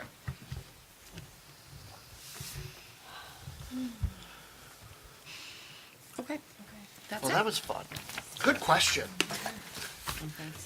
It's all because I watched my friend Darlene's meeting. Darlene's great. I was told to make sure I bring it up, so you beat me to it. I am so proud, I just had questions about the revenue I expense was report. inside, That's I such a was big like, deal for "Don't me. Math is another thing, so you know that she's really proud of herself. I am so impressed with myself right now, I'm gonna go Rob, do you home happen to and know have a which- glass of wine. Yeah, time to go. You don't know what. All right, floor looking it is, do at, you? I'm sorry, we just have a ton Yep. on the agenda. All over. I know. She almost went to Meeting day? Concord. Meeting dates. So as we look ahead Baseball bat? to the school board meeting calendar, Hollis and Brookline typically don't meet in July. Co-op usually meets in July, and the chair can figure that date out. Because sometimes it's a different day. But anyway, moving along, So special though. it's the traditional day where Hollis is the first Wednesday, co-op is the third, unless it's a funky vacation month, then it's the second, and Brookline is the fourth, unless it's the vacation week month, and then it's the third. And so looking at those, and then looking at our mandatory SAU meetings, the SAU meetings are October 8th, that's a Thursday. So that's a weird one because it's the second Thursday, which is what we typically do. We could move it to the 15th so that Hollis doesn't have 2 meetings back to back. Co-op can probably tell you now that That would be so nice for them. it's not desirable, but it doesn't make a difference to me, but it has to be before. The 15th is the latest date for that October meeting. Moving into December, unfortunately, we have no choice but to have co-op go back to back and have that meeting December 10th. That's the public hearing on the budget, so that we're restricted with that We're date. strong, we can do it. February, keep in mind, February, a lot of those meetings don't take place because you have the Brookline deliberative and then you have the public hearings instead. So those are just sort of placeholders for meetings. But the SAU meeting would be the 11th of February, and then you have the May meeting, which is nicely spaced out in May of 2027, on the 13th. Also, keep in mind that October and May are at RMMS, and then December and February are at the middle school library. Unless we get a big crowd, then we can go in the gym. But those are the meetings with the locations. I really like the way Emmy and Dot redesigned it, and I think it's pretty clear about the time, the location, the dates. It looks great, I love it. Would there be any value in putting budget committee meetings on this calendar as well, just as reference points? Probably a lot of value. I just would have to get those dates. Can we also have these put in, like, I noticed, on the Highbond site, like, a lot of the. The what site? Wherever I get the packet, I think it's called Highbond. Diligent? Diligent. That's it, Diligent, yeah. I call Highbond. Alright, so a lot of times the meetings aren't updated more than like a month out, so can we put, since we have them, can we put them in and if we can make changes? Just as a. Yeah, they are all on the SAU41 information. It's a Google Calendar off of the website. Those are, Is that not this thing? no, No, it's something else. but I can have Emmy add those. Sorry, I didn't realize it was a different thing. Yeah, That's no. my fault, not Is that? No, it's I go to the thing you're going to, so. She's looking at Diligent, this thing, where you find the what- packets. So, you gotta go in and get that If it's a weird page. Google Doc thing, or Google Calendar thing. If there's I'd some- like if to there's see it We somewhere could too, probably else- put honestly. more than the month coming up, but I don't think we can put all of it, cause there's a space limitation to see it all. No, like just on the calendar, cause like when I go to like next month, I mean, Oh, okay. but like when you go Yep. out, Oh, you know, yeah. it's Okay. usually not in the, Yeah. I mean, I'm not saying, I just shut my computer off. Now you can't see any. I can't see any. Yeah, we'll have Emmy do that. Just this, Yep. sorry to. It would also be No, that's helpful good. if on the SAU governing board meetings, if on the calendar, it includes the location. They I don't are. think it always does on the calendar. Oh, we know we have a calendar. Which calendar are you looking at? Because this one says RMMS. Okay, which calendar is that? I always use the Google one because that includes any, Where's the I go on to whatever I can see on the website because I'm not in Google, so I can't always This is read Google Calendar. Nobody's using the Google one. okay, Anyway, that feeds the website, but I will make sure that we have the location in Diligent. The location is typically on the agenda, which is why it's not helpful until after you have the agenda. That's an area for improvement for us, and we'll do that. wicked good. That's a reserve fund. Yeah. You guys to work on that. Thank you. We have, RSEC, we have two members that we can add to RSEC, and our elementary board's recommended two, but it doesn't have to be from our elementary boards. There are two members at large that can serve on the RSEC board with me. It's super fun. I'm happy to continue if no one else wants to. I've enjoyed it. Okay, should we move As on with am the I. discussion items and then take that up under deliberations? Or do you Sure. want me to- Okay. Just for, those of us maybe not totally, what is RSAC again? Regional Special Education Consortium. So the Milford School District, the Amherst School District, and us. I was like, who's the third? That would be us. We serve on the board, and we support the Regional Special Ed Consortium. There are some private schools that they have, and they also provide services if we want contracted services, et cetera. And as a benefit to us for being members of the board, we get those at a discounted rate. You probably told me this a year ago. That's okay. But it's a separate When I first nonprofit, started, but- like it's a separate private entity. Gotcha. It's on 101A across the street from Walmart. It's the main headquarters of it. Sunrise Preschool? Right next Yep. to the Subaru dealer.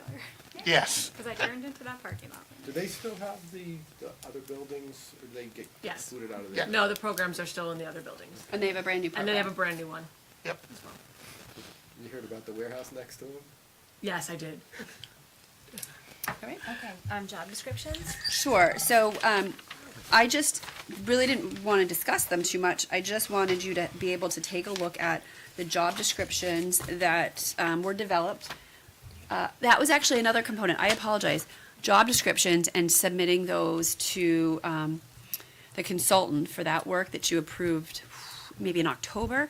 Maybe it was the December meeting. That is another reason why we were a little bit over our budget. That was an authorized item. Anyway, so we spent a lot of time with the consultant. The consultant took our strategic plan, tried to integrate strategic plan components into the job description to make it a little bit more high level rather than task specific. And so that's, this is what we have. So I'm pleased with them. I think they're detailed, they're I don't know, they drive the work, they make it clear what the positions are, and, yeah, yeah, I'm very pleased with We've them. got human manipulation. You might have some frequent grasping needed, so. Yeah, These are fantastic, great Yeah, job. there's a lot of additional information that I've been testing individuals on just to make sure they're up to Are you comfortable that they reflect and they integrate with one another to Yeah. support the activity irrespective of who may be in the role currently? Yes, and that was really important. I wanted to move away from, all right, well, you know, these are the things that DOT does. So it was, what are the positions, big picture? What is our strategic plan? Okay, and then what are the qualifications? Not what qualifications, you know, does DOT have, but what are the requirements for the role, and then what are the desired qualifications, you know, if we could be picky. And so I'm very pleased with them. I went through line by line and, you know, changed wording and added components and, you know, pushed for more in certain areas, like the parts that you identified were not my most, like the physical requirements. Those were less of my focus area, more so I was worried about requirements and, you know, essential functions and other functions. So I'm pleased. And I assume that these were developed, well, what was the order in terms of building them? Word chart first or the job descriptions? The org chart was already built. Well, the org chart is different from our current org Yes, chart. so the job descriptions were built for my direct reports. And so the changes to the org chart are not my direct reports. But the job descriptions will support the new org chart, Correct. not the past one. Yes. Thank you. I have one more question. Where do these go? Like, are they posted online or are they just internally used? We've never posted online. Well, I mean, I'm they're not saying they posted should right be. I'm now. asking Yeah. the question. But they are signed by the person in that role. Okay. And then we store them in a binder. Okay. But They're public Yeah. available documents. Okay. yeah, if anyone wants, I mean, obviously they're posted because they're part of the packet, but If you were posting for a position. yes, would you use that? exactly, yeah. So, just a little bit of I happened to open one question and I'm a little confused. Okay. Down in the work performance section for one of them, it's like inside 100%, outside up to 75%, which is like 175%. So I'm a little confused as to what it means. And that's just a general like, okay, I don't know if that was intentional or if it's just an oddity I happen to pick. I'm looking at the athletic director. So it could be that you have 8 hours outside. It could be you have 8 hours inside. It's or It's 70%. It's yeah. possible. Yeah. Okay. Appreciate it. I Yeah. just, having been asked to put 110% in at work, it's a little nuts. Well, that is what's requested of all of the administrators in SAU41. Of course.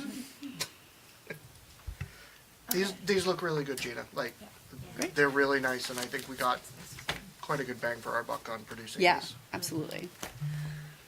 All right. The educational assistance program is next. So in the individual boards have passed this. I will need signatures from each of the chairs of all the districts. We don't have anything in the SAU where employees have any kind of repayment of student loans. If you want to add repayment of like children's student loans, no, but we don't have that. But it just made sense that, and that if we're going to approve it in 3 of our districts, we would approve it across the board. And what that does is, if we had the loan assistance, repayment of loans, it makes it a tax-free benefit as opposed to taxable income. So my hope was you would approve that, and then we'd sign it off, and we'd be good to go. Is that something that you think you might be advocating for in the near future? No, because no.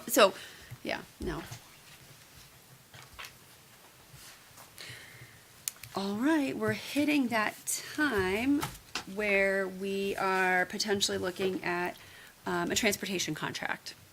And so our transportation company reached out and provided a proposal for a contract extension, which we are able to do if you are so inclined. Whoops. So you can see the details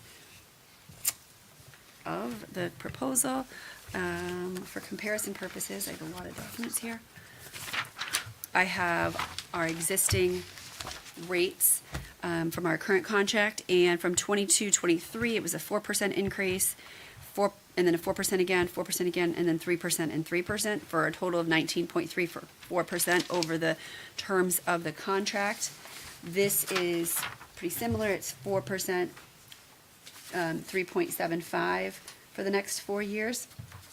In addition to that, their plan was to update the bus fleet as soon as possible. I wanted more information. So they would order 8 Type A vehicles, which are vans, immediately after an agreement is made to extend the contract. They would order 20 Type 1 buses, so full-size buses, brand new, that would be delivered in the summer of 2027, to be put in service September of 2027. In 2027, the fleet of 31 routes would be new buses, except for 7 spares that would be 2018 and 2019 buses, and a couple of existing vans that are 2023 and 2025 years. So it's important to note that the 8 vans need to be ordered right away because they wouldn't arrive until late winter. We found that when we purchased the vans for our co-op. It takes a very long time to order these specialty vans. Sometimes they show up not equipped appropriately. Correct. And then you have to wait all over again. So anyway, so those are the details of the contract proposal. Does the contract pricing include gas? This is our total, this is everything. Okay. And just for comparison purposes, last year, districts were faced with some contract proposals for transportation where they were faced with only options of 20 to 30% increases in 1 year for their transportation contracts. So to me, to look at 19.34% over the past 5 years and then looking at something pretty similar as a proposal moving forward, I feel really comfortable with this, and I feel like that provides us with some stability in our transportation line. Is there anything in the existing contract that allows them to add a surcharge if fuel goes above a particular price or something? Not to my knowledge. No. So, Gina, just a question, like, are any of the new buses that they're ordering, are they all like handicap accessible, or are we still using like the smaller vans for like wheelchair transport and things like that? Yes, those are in the smaller vehicles. Okay, so none of the full-size buses would Correct. have that No. accessibility, okay. In general, we seem to have less of a problem with, I know, seriously. Sorry. Please, Holly. It's like, So let me this is a rephrase stress that. point. How's it going? So, I mean, obviously, there's a nationwide bus driver shortage. I would love to say that we never have any problems. There are, on occasion, if someone is sick, we certainly have the dispatch can drive, so there's some flexibility there. We sometimes have to still double a route. But I'll give you an example. On May 5th, when we had the Proctor Hill fires, the Route 13 close. Like there was immediate communication. We had to reroute all the buses. We provided alerts to the elementaries that there would be significant delays, and yet many of the routes saw 0 delays whatsoever. So definitely in a much better place than we've been in my 10 years in central office. Can I speak to transportation a little bit as well? So we sometimes have needs for out of district or other needs of transportation that are specialized, that are slightly different. And there have been times historically that I've had to contract out to other transportation agencies. That has gone down dramatically. The bus company has been able to fill pretty much all of our needs. I would say like 95% of our needs they've been able to fill in the past 2 school years, and we're heading in that direction even further next year. So that's been wonderful because that helps with our costs tremendously. I just wanted to say that looking at the percentage increase, you know, when you go like, 19% over time, sounds kind of big, and also really year by year, this is like within CPI. You have CPI right now is 3.8, next year it's 4%, we have an increase in transportation, but then it's 3.75 for the next few years. And I think especially given the volatility of fuel prices, that feels incredibly reasonable to me, and I think it's very meaningful to be staying within CPI like that. Yeah. Agreed. Great. And I just realized I skipped over the org chart. I'm sorry. Lance? It was not intentional. What's that? Lance, would you like to speak to some of the changes that we see in the org chart? Because it's Sure. really the business office that has changed. I can, I just need to open it. And it's also, just to jump back a little bit, it's House Bill 564, with reference to the SAU unassigned fund balance. And last I communicated with Darlene, there was maybe gonna be a last-ditch effort to get it not signed from some members of NHSAA and the DOE, but we don't know how that will turn out. But What was the number again? House Bill 564. Thank you. It might sound silly. Is the bill specific to like our SAU budget or all budgets? It is specific to SAU and So the, this wouldn't impact like Brookline individually or Hollis individually, or the co-op, Just but here. SAU, okay. Yeah. No, that's helpful. Yeah. Okay. thank yeah, you. and specifically the unassigned fund piece would, at the end of the fiscal year, it would be returned with the same apportionment formula that was used for the assessment. Just to be clear, that they can do the same thing in local districts as they have. Yeah. Sorry, I didn't give anybody ideas. Yeah. No, I just- So jumping to the organizational chart, so one shift with the, we read Linda's retirement letter earlier, so where we previously had an assistant business administrator and a director of business operations, we'll be moving back to the model that had existed prior to that, where there's 2 assistant business administrators. So if you look from all the way on the left, below business administrator, we'd have the assistant business administrators, and then our accounting specialists and business office specialists, with also a dash line from myself to them, as I would take over some of those management processes from the director of business operations. So not a shift in necessarily the number of people in our office, but a little bit of restructuring with the change and upcoming retirement. So, just to clarify, so we don't have plans to backfill? We do. We do? Mhm. Okay. But she'll be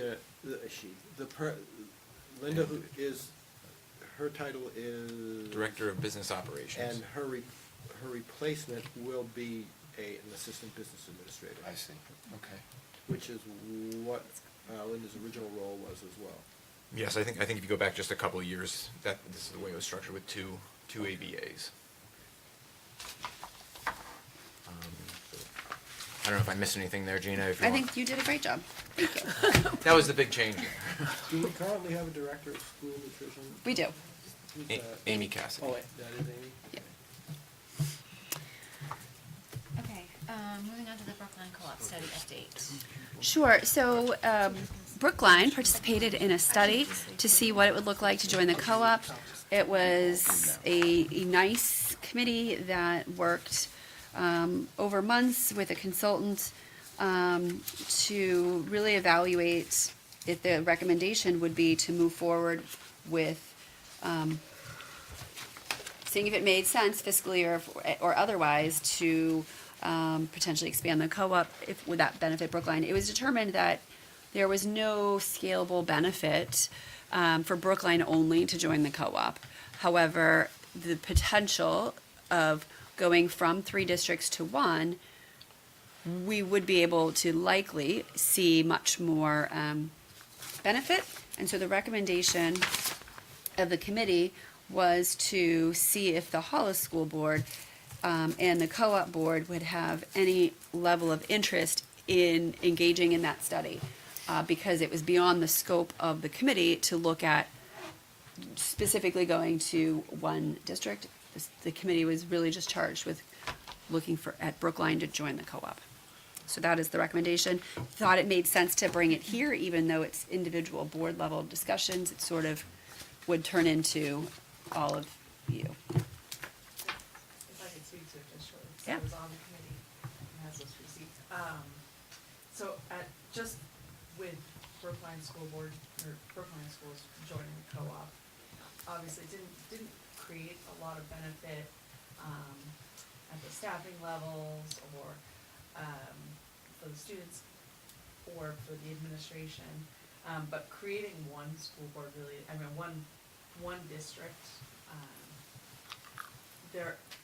we did notice some potential for like more mobility with the teachers, producing like, instead of creating 3 or 4 budgets, we'd be able to create 1 budget, 1 set of rules, there was potential for a positive impact at multiple levels if everybody was on board and we could join as 1 district instead of having 4 districts.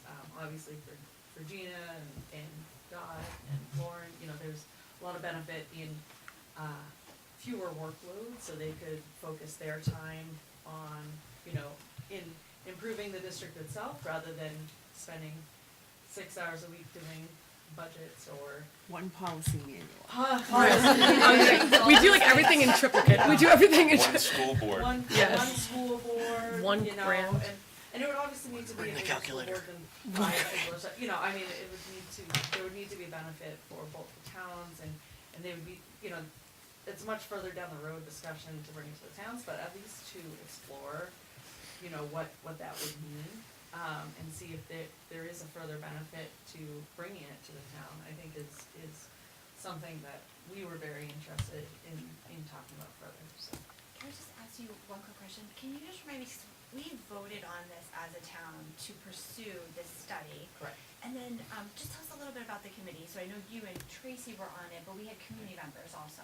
Yes, so it was Tracy, myself, and then there was 3 community members from Brookline that were on the committee, as well as, what was her position?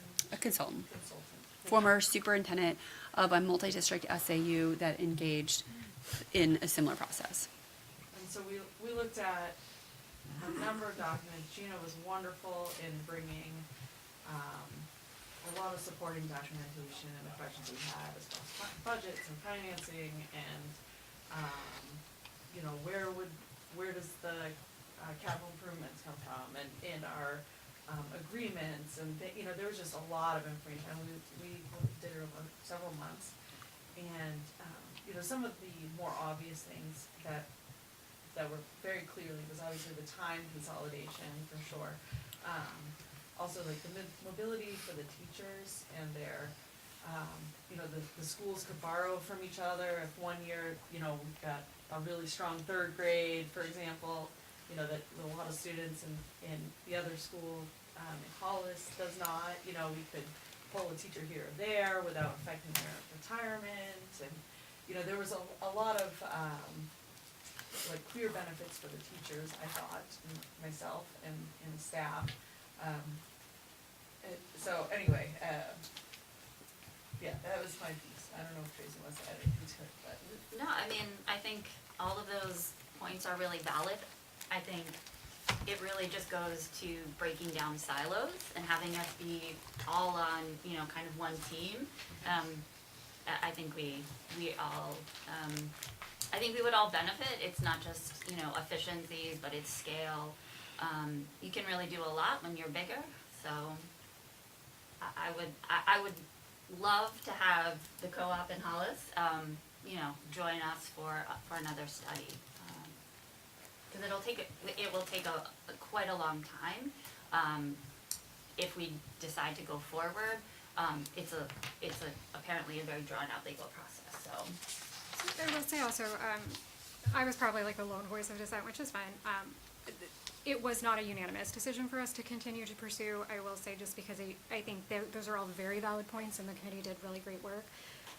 But there are other concerns that other board members had, so mostly me, I had. And so I just kind of want to put that out there also that, you know, if this is something that we decide to do, there are some pretty real concerns in terms of like apportionment. Is each town feeling like they have an equal, like all of that that's kind of going into it? I have some very big concerns about that, and I have some concerns about how the town might feel about that. So just want to put that out there as well. There's really good pros and there's some really big cons, so I think we kind of have to just consider that as well. So One thing I would say is, I think that this isn't to make a decision, right? It's just to get that, information. So I agree with you, and I would say that would be really important to take into consideration. And I think it's just important that, especially because the committee was also made up of our constituents, that we put forward the recommendation to at least potentially work with the other towns. Obviously, the other towns have to vote on doing a study also, so it would come down to your point to making sure that everyone was comfortable with where the apportionments fell and getting the information to be able to make a solid decision. So absolutely, it would be, it would absolutely be taken into account, you know, I think where we left it at our last board meeting was that the board chair was gonna speak with the other chairs, and then that way the chairs could take it to the co-op board and the Hollis board to see if there was an appetite. If you guys wanted to explore a next steps or a study on your end, so that we have data points from all three districts. So I think, you know, Gina's probably raising this here because instead of talking individually, then we can just kind of put it out there as a whole, and then I think Hollis and, co-op would need to go back and amongst your respective boards need to say, you know, is this something we want to explore, and then you need to find out from your communities, is that something that they want to explore? Because we have done that, we put it out to the town, we asked them to vote, would you like us to do this study? And we got yes, so we did the study. Great, we have information here, but we're one of three, and so really I think where it goes, I think it's good for you guys to know we did the study, what the results of the study were. Balls in Hollis and co-op's court. I guess kind of essentially is how it gets left, right? And I will. Were there any like hard numbers that were a part of your results? Like, is there? I understand this is you're giving us bullet points for this. Is there a thicker document that breaks it down further and gives us some actual numbers that we could look at? I don't know, I think we were just given the report that is posted. I'll look to the people on the committee, because I was not part of that committee. Yeah, so that's what I mentioned earlier. In the SAU, we do not, we don't have billable hours. So in asking the questions, how much time do you do this? There were, collective bargaining agreements. The time spent there would decrease by this percentage. The best number that could be provided was that the business office staff could be reduced by an ABA and an accounting specialist. Because we're constantly, we hire this person, but then we're billing out to the other districts because we're sharing services. That takes a ridiculous amount of time, and it's an overall financial benefit to the districts, but it's just a whole lot of time. Instead, the ESOL teacher is just hired in the district and works where the work is needed. And so it's a little bit difficult to quantify that, and that's where a lot of the struggle was, because that's not how we operate. We're not billing hours to each district and billing hours accordingly. We could do that. That adds time, to all the components. What about, to keep track of your billboard. well, what about a model district? So we said you had a consultant who was someone who'd been through this process. Was there information as far as like, this district, when they made the change, had this % reduction in staffing costs, in, you know, whatever metrics? Is there any kind of, Yeah, so we were really, just tasked with Brookline and to tease out, one district from all of the SAU expenditures, that was a little bit difficult. And then to try to break it down even further, we really didn't have a way to do that because it's so all intermingled. yeah. I That's not my question. My question was, you worked with somebody who'd been through this. So they was went there through an the study, example They went through district? the study, and then it tore apart the towns, and one district created their own SAU. So a very different end result. Also, what was difficult was we were only studying us joining the co-op, and it wasn't reducing down. That's why we had Yeah. said it's not beneficial for us, just with Brookline joining, because that's, we couldn't study what it would be if Hollis and the co-op, if they all Gotcha. joined. We could only study what Brookline joining the co-op would be. Yeah. And it was not a big benefit, but we said it was our best educated guess that if Anticipation that that would cause everybody the was better. willing to study it, it could be a potential benefit, right? But it was not It was what we qualitative studied. and not Does that make quantitative. sense? Yeah. So Gotcha. to me, the qualitative reason to do this or to consider this is for our students, because you all spend so much time tripling your work. So I don't know how you put a financial number on that, but if you don't have to do 3 policy manuals, you can do 1 policy manual, and then you can do more curriculum work, and you can do more work with professional development, and you can work with teachers more. And so you can get to those things on that job description that you might not always get to, because, and then that, to me, direct benefit to students, because the more time you get to do the work that helps our students, the better off we all are. So I just don't know what the next steps are as the co-op chair. Do I stick this on the agenda? Do you really need a vote for a study? Is that how that works? And You would- Yeah. well, Yeah, you need to- If you're gonna wanna do spend it, money. you would likely, Yeah. the 2 remaining boards would choose to put questions on their next warrant and ask, does the town want to consider this and Advisory conduct a study? article. Actually, I So, don't think we need that. Let me clarify a point, you can spend your budget, once your budget's approved, they don't approve the line items, right? And so as Brookline, we know we could have taken 10 grand out of the budget and just done the study. We made the decision as a board to ask the town, would you like us to use some of the funds in this way? Because we wanted to know if there was an interest from the community in looking at this particular study. Because while the 5 of us, or whoever it was when we did this, when the board had the idea that they wanted to do this, the board could have just said, hey, Gina and company, go do the study, take it out of the budget, that's great. But in trying to be fiscally responsible, we wanted to pose it to the town. So we did, they said yes, and we said, cool. Like, that's really how that went. If I remember, actually, what had happened was the town meeting, there was actually a vote to dissolve the co-op, and I'm just trying to remember, because I remember, and then Brady Didn't had actually pass. brought it up. Yeah, Well, but it was- we ended up bringing our own warrant article. Oh, So it okay, was year sorry. over year, it seemed like multiple years in a row, there were studies, Okay. they were asking for studies to be done for us to dissolve out of the co-op. So we said, let's see if there's an appetite to do the opposite. Sure, Um, okay. So, Yeah, 'cause we'd had so it on we the- didn't we didn't have have to have a warrant article to spend the money, cause we pulled it out of the budget. We wanted to respect our community and make sure that they had an appetite for us to even look at it, which is why we decided to do it the way we Yeah, did. that's a much better approach, because otherwise the optics is that you're Correct. trying to push an outcome. Correct, so- correct, and we didn't and- want to do that. Of course not. Right. So I think just because it's not really an SAU thing, I just kind of wanted to share the information. The best course of action would be to put it as an agenda item on a future board meeting in co-op and in Hollis if those chairs agree to that conversation. And then the conversation, I think, should take place in those individual boards. I already put it on my list as a possible agenda item. Okay. Yeah, the only concern I have with that approach Okay. is if they are gonna do it, there might be some common model that, or assumptions, or even questions.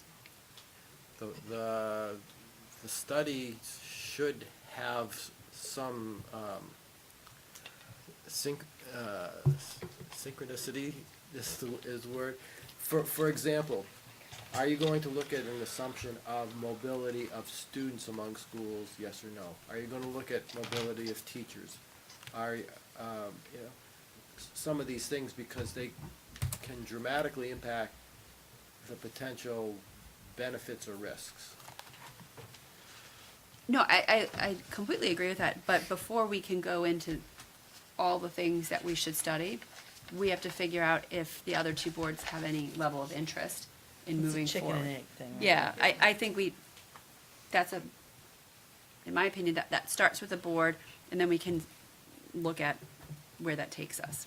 I think it could be, maybe we can simplify it and just say, do the boards have an appetite to put an advisory article on their warrant to ask? Because it's gotta be the communities driving it. It can't be the group of 17. But that's not true. It should be, but it doesn't have to be. No, I As understand. was stipulated. We could say, hey, as a board, put aside money to go do this. Absolutely, but if you wanna climb that hill, you go right ahead. I understand. And I think one comment I wanted to make, and I know Jess, you had one too. Mine is quick, which is as Gina has mentioned from some of the school expansions, Brookline has an impact fee. Hollis does not have an impact fee. Right. So there is a bigger townwide select board, et cetera, impact of how funds are appropriated and raised at the town level in and above what the school boards will have to do. So those will also have to be leveraged. Oh, yeah, this 100%. will not be easy. Yeah. And then debt based on the individual districts, how is that allocated? I mean, but that's like the 27th step. But, Yeah. right, and anything worth doing is not always easy. I didn't say it was. Jess, do you have? That's okay, I'll sit down for an individual Hollis board. Okay, great, thank you. Okay, we are Write moving it on. down though, because you're gonna forget. Okay, moving on. Text yourself, that's what I do. Deliberations? Deliberations, yes, okay. To see what action the board will take regarding the fund balance. I'm looking for a motion to approve the expenditure of an amount up to $85,000 from the unassigned fund balance to cover the anticipated year-end deficit. Moved. Seconded. Okay, discussion. I think in light of what got brought up during deliberative, not deliberative, during discussion, especially knowing that the extreme probability that this balance is gonna go away, it's completely reasonable to use what we have at the moment if we have a clear need. Any other comments or questions, Tom? Following that line of thought, in light of what may be coming down the pike, is this the correct amount? This is what the public hearing was on, so I don't know that we can change the amount without having another public hearing. We can, because the notice does not include the amount. Oh, I thought it did. No. Yeah, I thought it did. The memo does, the notice does not. The memo does, oh, Right, that's but where I the saw it. notice is just that there is a public hearing. It's a really good question, Tom. I don't Yeah. think that I would feel comfortable right now going, what do we wanna spend money on? If we wanna have a special hearing, if the Yeah. SAU wants to assess and look and think like, are there things that would be meaningful? Then I think that would be valuable, Gina, to happen, and then we have a special hearing. I wouldn't feel comfortable right now going, let's spend some more money because we have to. Well, you could freeze it, right, up to 100,000 or whatever, and then we could meet, but right now it would just get it would just get that possibility of having any money, but we wouldn't have to spend it, right? Yeah, mean, I think in I still think theory, you wouldn't feel comfortable in unless theory, we you knew could what we're even word spending it, on. you want to run it by legal, but you could word it as, upon passage of HB 564, the amount, the cap moves to XYZ. I'm kind of with Jessica. I'm with Let's Jess let the on law, this. let the law play itself out, see what happens. We can have a special meeting. I'll be here. My fundamental question is, based on how you went about coming up with what you want, would you come up with a different amount if you knew that everything else was going away and you were not able to do the work next year?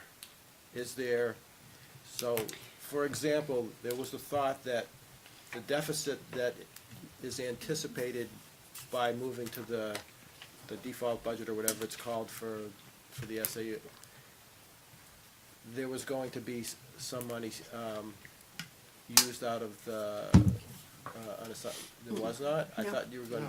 No. Okay. Oh, is that the Brookline is gonna be doing something like that? Okay, but are there anticipated expenses for the next year that you would have been putting forward to fund by an available fund balance? Not currently as it stands, and part of that was personnel shifts within the SAU that happened to coincide with fiscal year 27. We were able to. So things like the merit pools and stuff like that we frequently fund out of it and other things, you wouldn't anticipate needing that next year?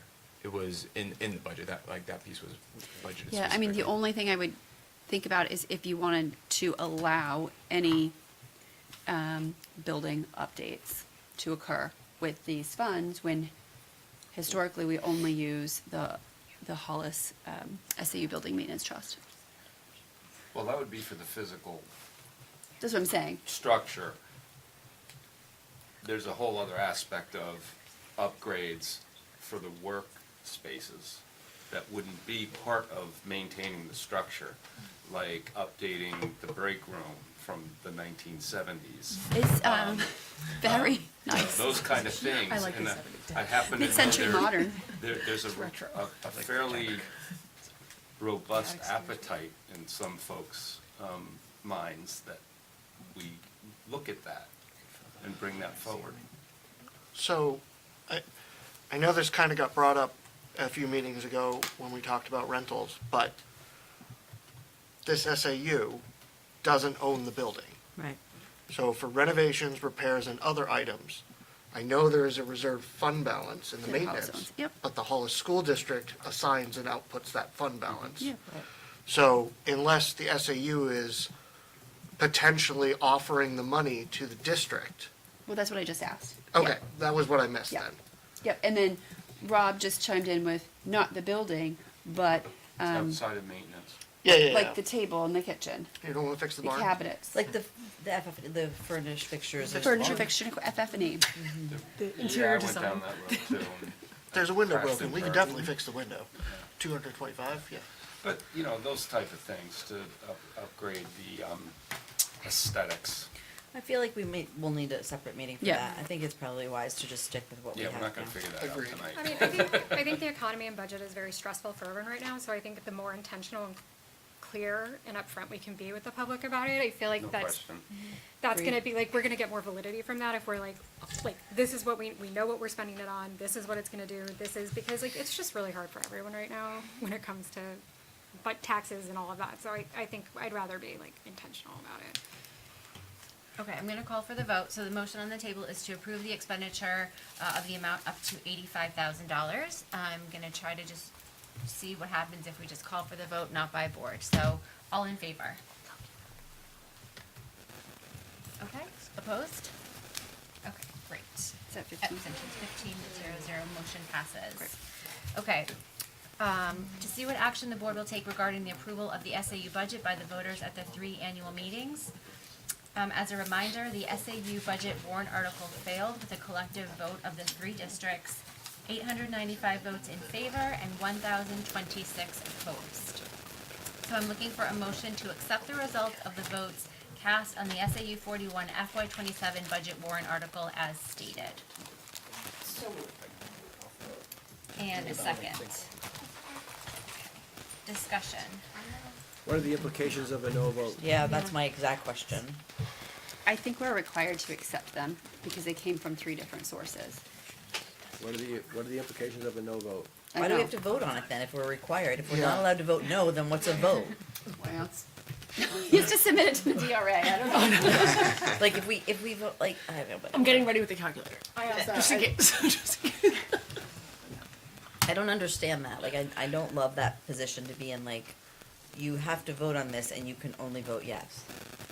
The only thing I can imagine 2 possible things, but I don't know if either are true. One is it's just acknowledging that the vote occurred. The other is that if you voted no, then you have a 0, you have no money. Oh, yeah, I don't want that to happen. Because this is what you're being offered. It's like a job offer. This is what we're offering you. Do you want the job? This is what we're offering to give you. Do you want the money? So I'll vote yes because it's the will of the voters. I'll vote to support the will of the voters and accept it.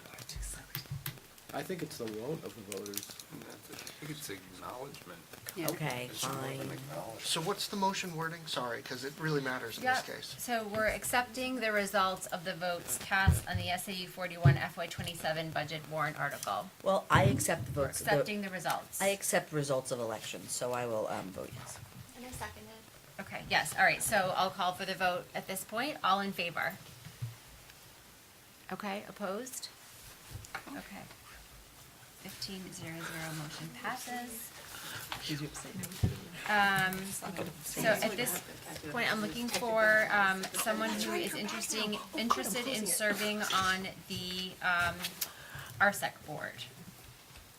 I know you had expressed. Are you still looking? I am no longer, available. Okay.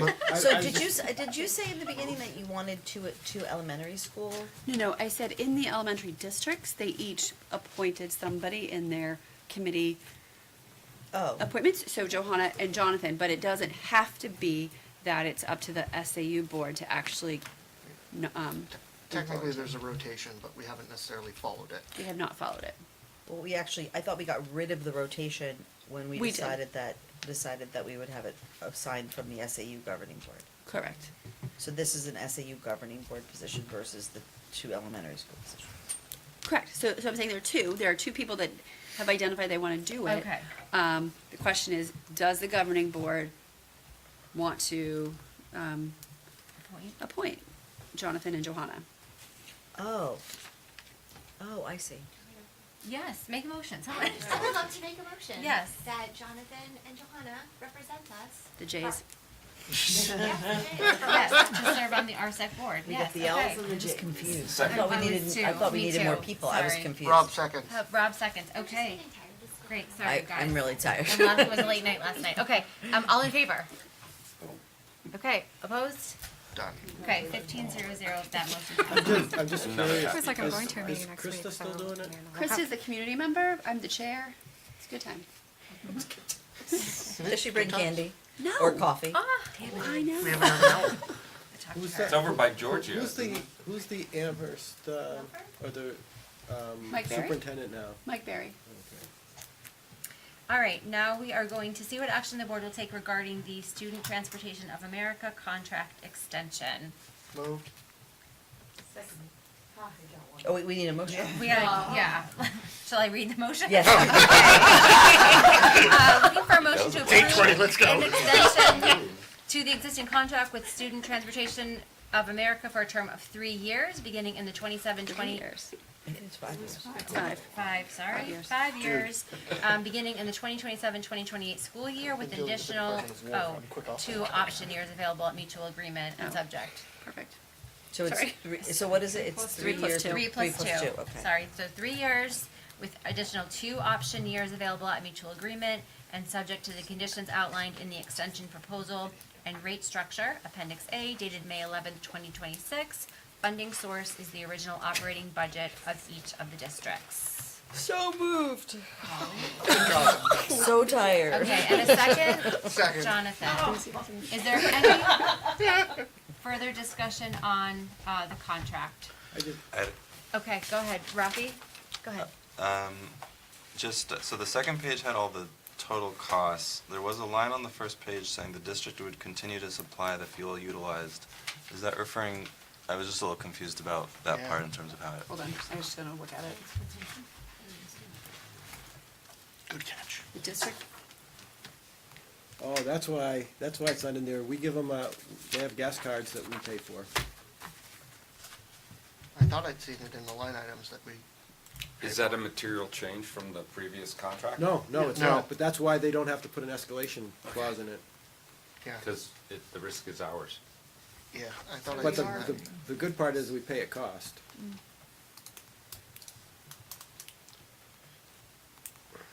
hope so. Do you know if, was there any competitive analysis done this go-around? So this is just a proposal for contract extension. If we don't approve this, then we have to go out to bid in the Oh, no, I'm just fall. wondering if anyone. So I can tell you that, like I said, it was a big topic of conversation amongst superintendents a year ago.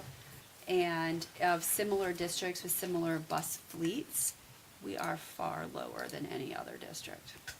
I can't say that we'd get that same, that we would get this proposal. And actually Lance mentioned that in one district, there was a contract extension mentioned to me, proposed. The district decided not to move forward and go out to bid, and the same company that offered the extension then increased their bid. So that's a risk. And was the winning bid. So, yeah. That's a lose-lose. Yeah. No backsies. So the 3-year, 2-year optional, does that mean, do we have to decide, or is that just like, we're gonna sign a contract for 5 years? No, the other 2 years, Is it like the Are last 2, or not, like if we can? Go ahead, you sorry. can end the contract after 3 years if Gotcha, you okay. choose. Do you know who has, is it It's our extra option or without theirs? Liz, you have it up? Is that what you said? Aye. No, Lauren, you have it up? I have the contract on. It's the exact same language as this year, so the optional years don't pull down. Yeah, I'm looking for it. And to be clear, it's the individual districts paying the bus gas. Yes. I only ask because that is kind of important, right? Because if like we think this is a really good deal and we're worried about potential inflation, if it's term without cause, most likely that means we can get out of it, but they probably can too, no? So are we gonna vote on a 3-year or a 5-year contract? They have not offered us a 5-year. All right, but they offered us 3 with 2 Two extension optional. years, yeah. But if we agree to 3 with 2 optionals, that's still saying that they have term without cause, everyone does, right? If that's the So we would have to language. say we Just wanted a says 5-year deal. I get you, 22, yeah, I'm 27. following.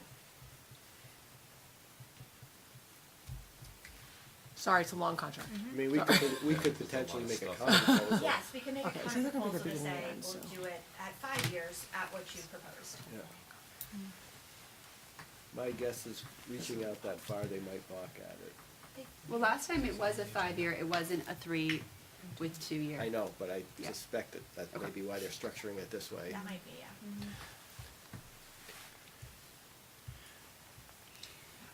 Additional optional 2 years available on mutual agreement, so either party. Yeah, yeah. so it's an Apparent extra without agreement. cause Okay. after the first 3 years, yeah.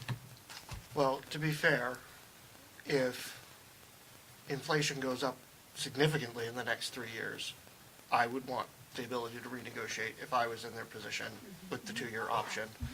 And at least in terms of 3 plus 2 versus 5, I'd argue that we take the 3 plus 2 because we also don't know what will happen in 3 years. It's entirely possible that we may want something different.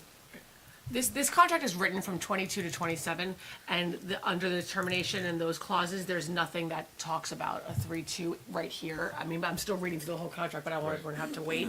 But so far, I've not seen anything to that effect. But there's a termination clause and then additional understandings, but it doesn't have that exact 3-2 terminology. I think we got a good deal Yeah. on our hands.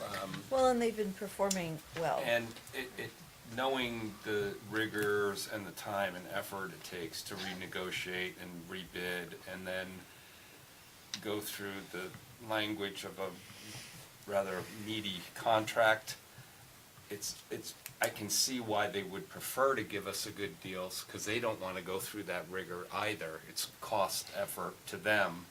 So it's like, hey, they were a great client, let's keep them happy. And they're established in the, they have Right. all their stuff is right here in Right. town, so. Yep. In the other towns, but not in this town. But the minute you do something like these other districts and said, no, we're gonna go out to bid, now they're like, okay, well, we gotta do the work anyway, so we may as well get paid for it. Yeah. So, No, the only thing I could envision happening is us approving it, with also, if we wanted it, I'm not saying we do want it, but if we wanted it, with the request that the administration, express an interest in making it a true 5-year contract at this, under these terms. Yeah. And if they'd accept that, we would go with that. yeah, yeah. But I don't, there seems to be mixed emotions on whether we do or don't want to be locked in for another 5 years. Or there may be a date certain where they would agree to turn it into those, lock in the other 2 years, maybe just not now, because they're probably trying to manage risks as well, so. Both outcomes are pretty good, so. Yeah, I mean, 3 years from now, or when we hit the 3 years, that's really 4 years out. So the 5-year is really 6 years out. I mean, I can see why they would maybe be cautious. That being said, they're investing in a whole new fleet. That's a ton of output to start. Yeah. And they already had to update their fleet to start this year based on the terms of our contract. Every bus had to be newer than 10 years. So they've really held true to the things that they've promised. They're quick to respond when I say, I want the, hi, I'm the new superintendent, give me your fleet information with all the. My sense is the experience we've had with this provider juxtapose other situations earlier has been profound. Yes, So, let's just take the deal. yeah. Okay, yes, I'm ready to, I'm gonna call the vote. So all in favor of approving the contract with STA?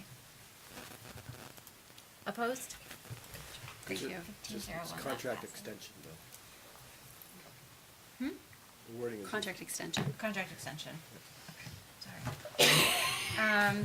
To see what action the board will take regarding the Educational Assistance Program, Section 127. I'm looking for a motion to approve the SAU41 Educational Assistance Program as presented. So moved. And a second? Discussion, questions? I'm a little bit opposed to it. I'm in favor of the thing in general, but if we're not gonna use it, my concern about having it there is the optics that people are gonna come in and say, look, now the SAU office is offering reimbursement, and we've got a document that we approved, and now you gotta go convince everybody, we just did this to have it in the back pocket in case we wanna do it. And I see the functional benefits of having it, of getting it over with if we might ever want it, but if there's no express desire to utilize it in the near future, I think there's a downside to having it in place. Is the reason to have it in place so that you can protect, we all put it in place in our districts, so is it so that, there's an umbrella in case, because this is about tax-free income, so is that one of the reasons to do it? Or is it just to put in place for this? This would only cover SAU employees, correct? Correct. Oh. Yeah, and really, I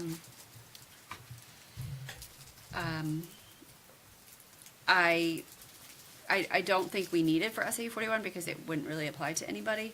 The only thing I can think of is, it would make the business office's lives easier if everything was handled the same, if in the event that we were to move forward at some later date. But I see your point about transparency and concerns that we're doing this now. The other times this is in place, it's only through a collective bargaining agreement. It's clearly identified when and who would be eligible for the benefit. And there are no collective bargaining agreements in the SAU, so. Any other discussion, questions? So do we need to do it? I don't think we need to.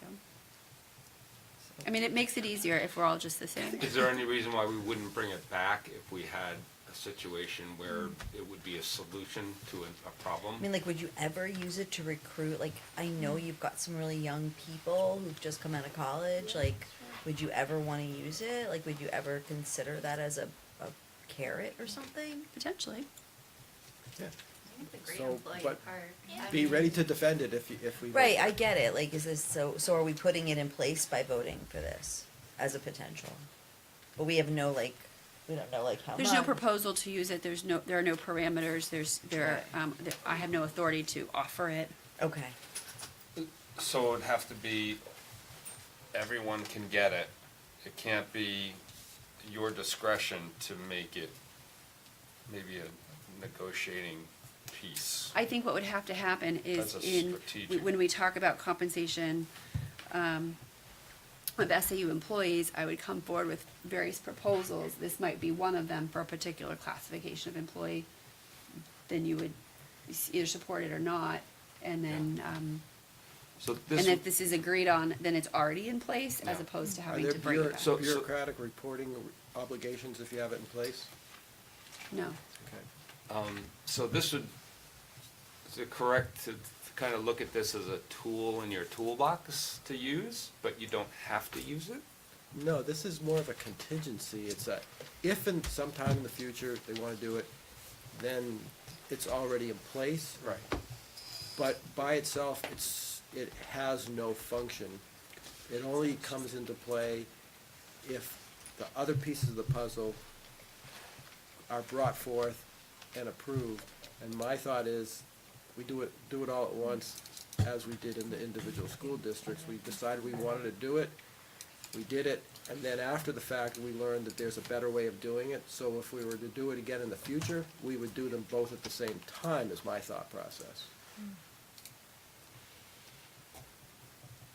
Okay. Okay. Is everybody ready to vote? Okay. All those in favor? We might need to get the Go by board. calculator out. Okay, all right, okay. We have, Jess has the calculator. Okay. Should I Okay. use Okay. the voting calculator or the weighted calculator? This is The just the weighted. voting, we're not asking for a weighted vote Okay, yet. the voting. Okay. Yeah, Okay, hands down, we'll do it by board. But so on might, so be ready. Okay, Jess, are you ready? Give me just one Okay. moment. Yes, I am. Okay, When was the so last time we used the We did weighted once. vote? James Brookline, O'Shea saved. all Yeah. in favor. Okay, I'm seeing, sorry, this is just Brookline. I'm seeing 3 3 yeses. of 5. Mm-hmm. Okay, we'll do co-op, all in favor. Okay, 0 of 6. All right, and then Hollis, 3 of 5. No, 4. 3 of 4, sorry. So there's 1 no. Okay. I said no. Are you assuming that a non-yes is a no? No, I'm not. Those are the yeses, right? Okay, so now we'll do no. Sorry. Okay. Those are opposed. Brookline, anybody opposed? 2 opposed in Brookline. Sorry. Yep. Co-op, those opposed. 6. Hollis opposed. 1. And so it is 4.95 for no and 4.05 for yes. It's close. Good job, Okay, calculator. so it does not pass. It's amazing. Okay. Moving on to the proposed meeting dates for the SAU41 Governing Board. The following dates were proposed for our meetings: October 8th, December 10th, February 11th, and May 13th. I'm looking for a motion to approve the meeting dates as proposed. So moved. Okay, and a second. I'll second. Who is that? Allison. Sorry, okay. Any discussion? Okay, all in favor of those meeting dates? Opposed? Okay, 15-0-0, that passes. Okay.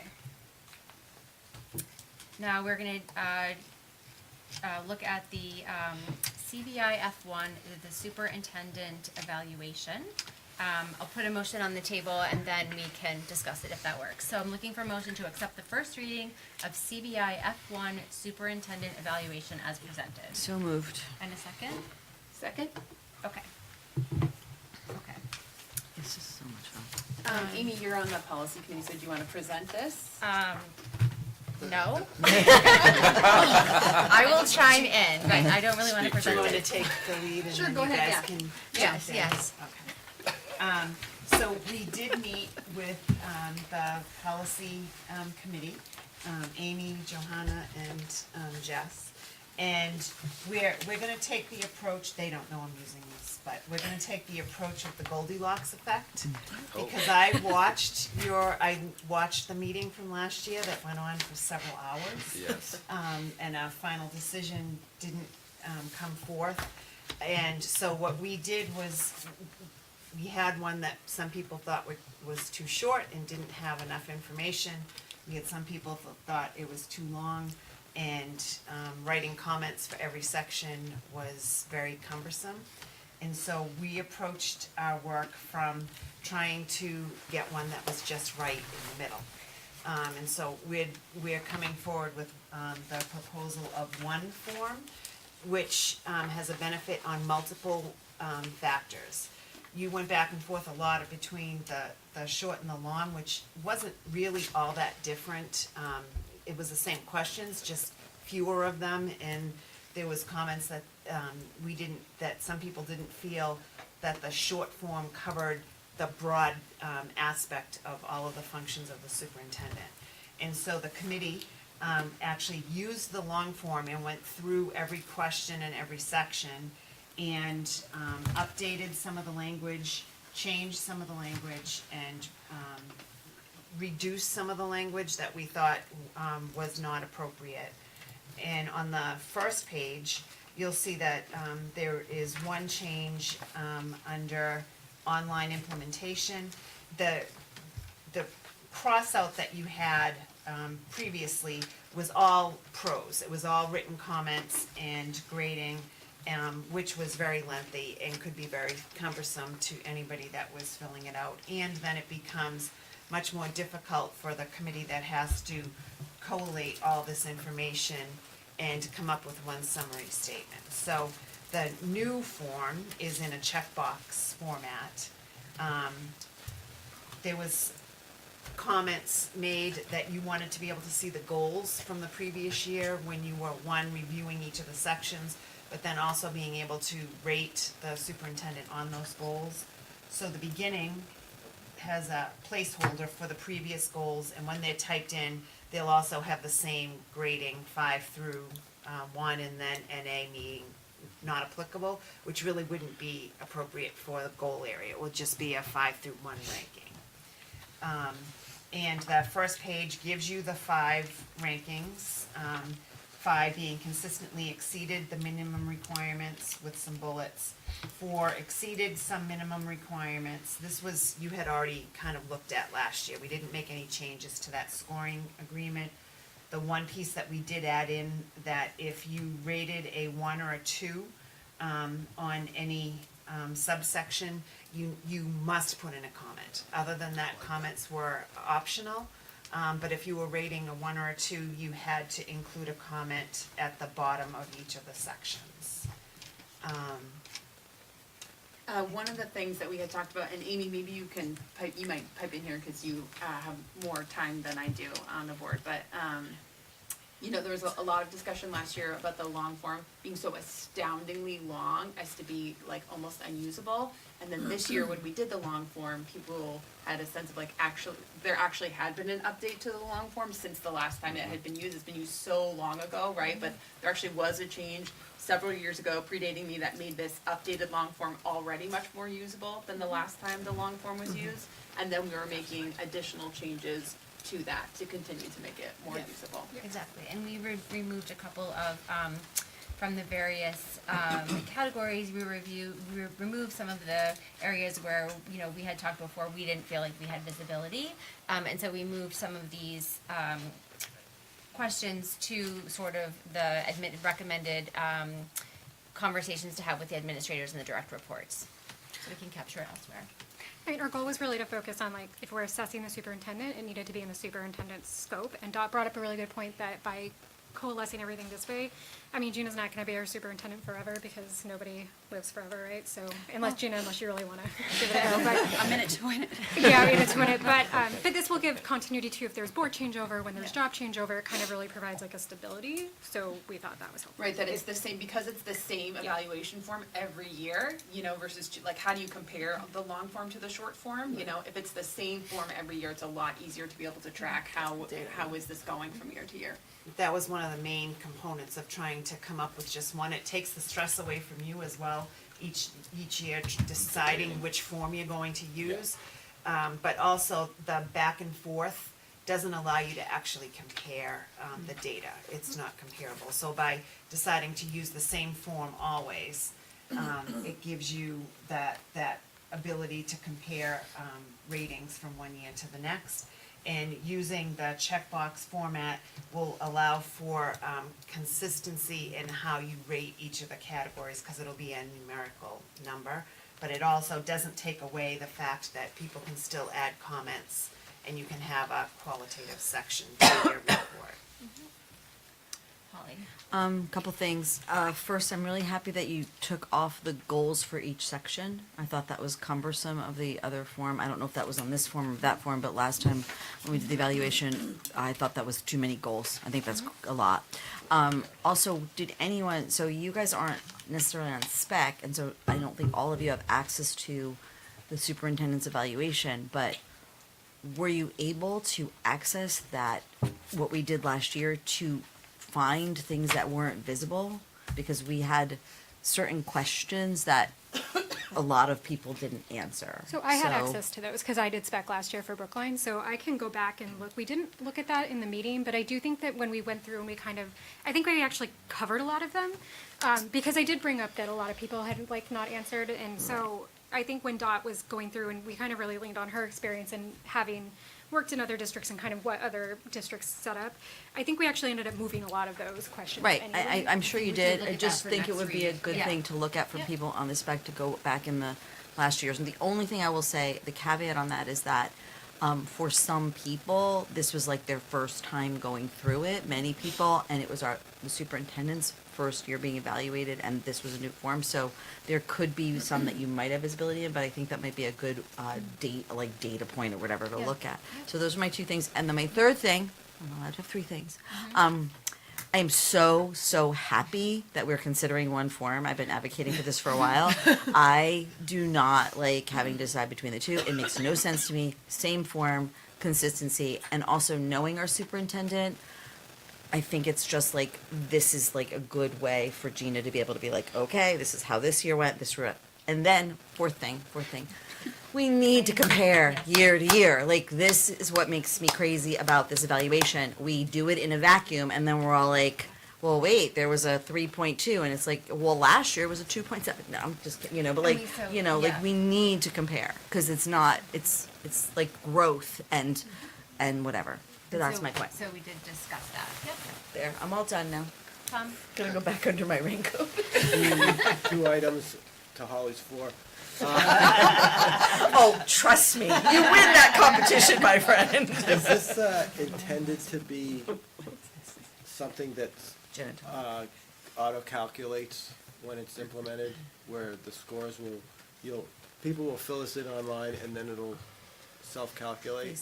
I don't think we got We that didn't get far. that far. I mean, Well, if it is, please look carefully at how you do it so that NA's done missing NAs or lack of a response changes the Oh, We did mention we that. actually We did. addressed that, and we said that, I'm trying to see what that. I'm just make sure that the math Yeah, doesn't we did discuss doesn't that. if blanks or NA answers will not be included in the calculation of the average. Yeah. okay. We talked about that. And also, Then the to what second- decimal are you going Then to? the second question, comment, suggestion, in the scoring key, we refer to minimum requirements.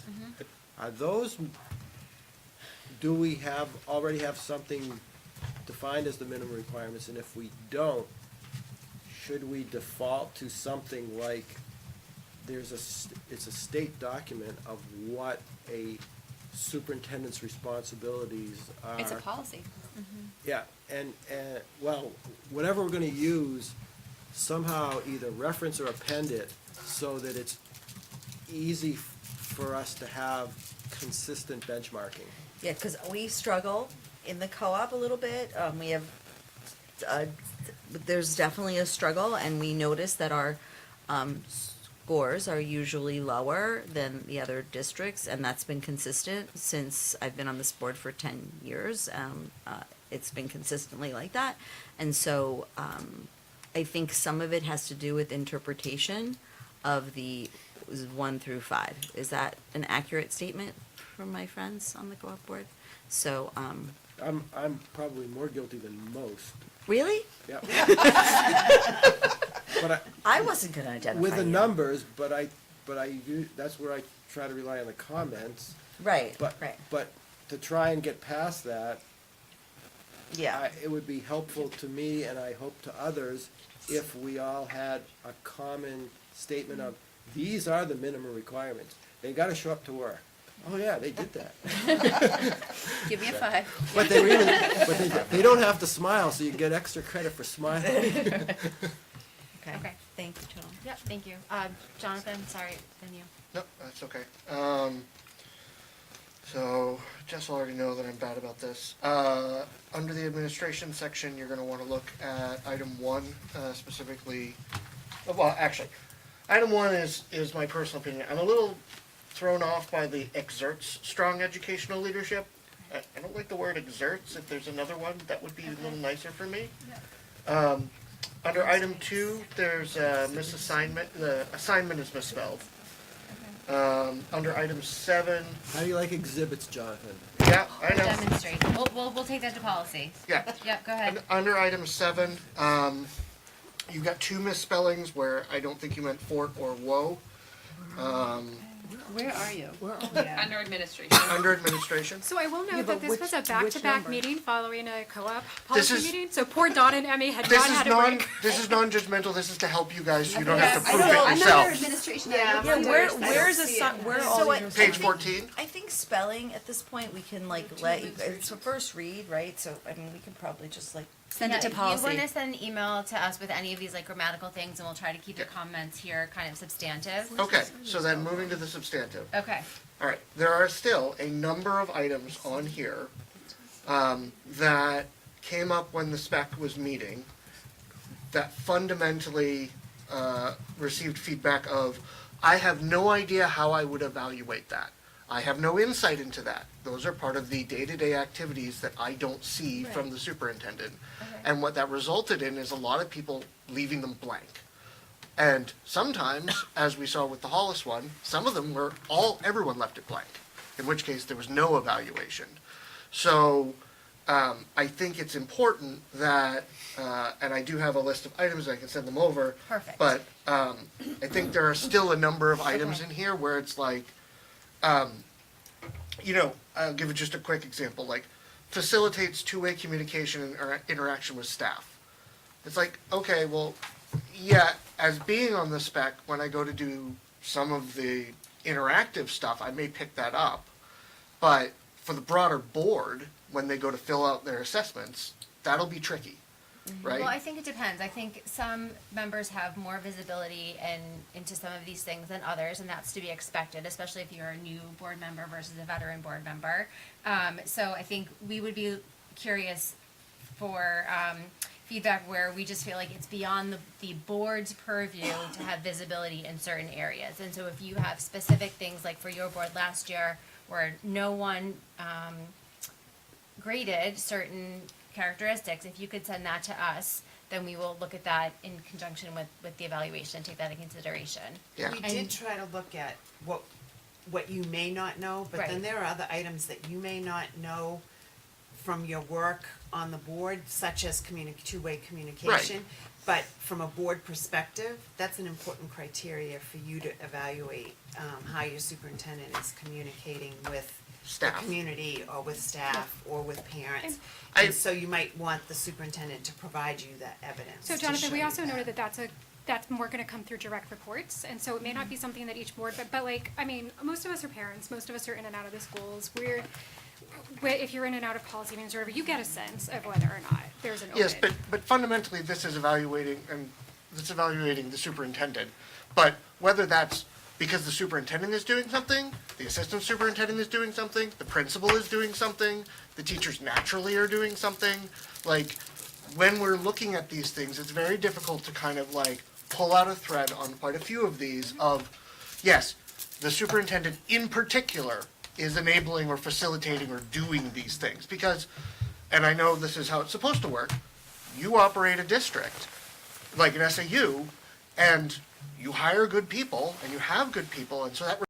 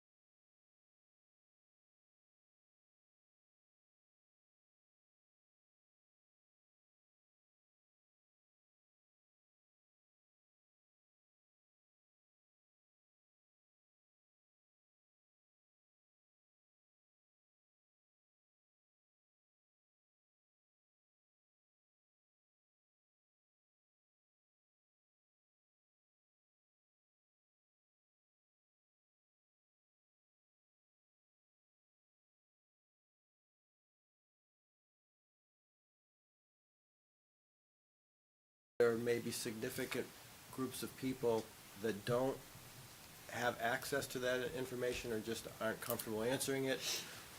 But if they are ones that relate to information specifically gathered by the spec in their interviews, I don't know if you want to asterisk them or something, but there's nothing wrong with saying NA. And it's an individual thing. It just that's a very personal response, and I don't think it invalidates a question. If there are more NAs than scores, it's still valuable input. That's one of the main points. The other thing is that do you want to, as she said, change the order of things so that those interviews get conducted earlier? I think that's great. I would caution you about asking them to specifically fill out this form, because of some of the questions that are there. They're going to be at least as baffled by it as we are, but in reverse. But more importantly, an awful lot of the information that gets gathered in the interviews is in unstructured conversation with a certain level of anonymity as well. And just lastly, one of the things, and probably the most important part you can do, is have the superintendent write a self-reflection using this information. So, Yep. and in that self-reflection, you're gonna get hopefully the evidence or the information that you need in order to answer the form. She just suggested that because I made them do an Andy used to do Careful one. what you do. Andy was supposed to do it. He didn't the last year. I don't think he did. Okay, so at this point, we are going to vote on the first reading of CBI F1. All in favor of accepting first read? Okay. Any opposed? Okay. What, the F1, is that because there were two forms? Yeah, F1 was the. When- Correct. If approved, can we delete that one? F2. Right, yeah, so I think if, Really F3, because it's the medium form. right, well, I think if 1.5? it's gonna go rescind F2 when we name, okay, so Yeah. then I don't think we need to determine which form we are going to use, because we only have one form. Right? Okay. All right. The one we I'm don't going have. to release Dot, Lauren, and Lance. Thank you. Do you want a mint on your We way shall out? miss you all. Parting gift, there's mints. Take some mints. I brought them because I had bad breath. Rename one and send the other? I brought them for the annual meeting. No, we and, don't. then Kristen did the candy, and then I have a whole bag, a giant bag. We had a garlic eating contest. All right, motion to go into non-public. Yeah, we have a non-public. Where did I put my hand up? Okay, hold on. You just kind of do the claw a little, like. I want to make a motion that the board by roll call go into non-public session pursuant to RSA 91-A:3, Section 2A, the dismissal, promotion, or compensation of any public employee, and to discuss a matter which, if discussed in public, would likely affect adversely the reputation of a person other than a member of the body or agency. Can I have a second? Second. It's probably called. Okay, I got Either way. Okay. Okay, we have to do a roll call? Allison, I. Johanna, I. Lynn, I. Tracy, I. Kate, I. Holly, aye. Amy, aye. Jess, I. Jonathan Fontaine, aye. Raphael, aye. Rob, I. Cindy, I. Where'd Tom go? He stepped out. Where'd Tom go? He left. That's an approval. It's fine. In a hurry. Okay, so we are in non-public at 9:08, and we are gonna move to the music room, and we're not coming back here, and we're not coming back into public. We're moving.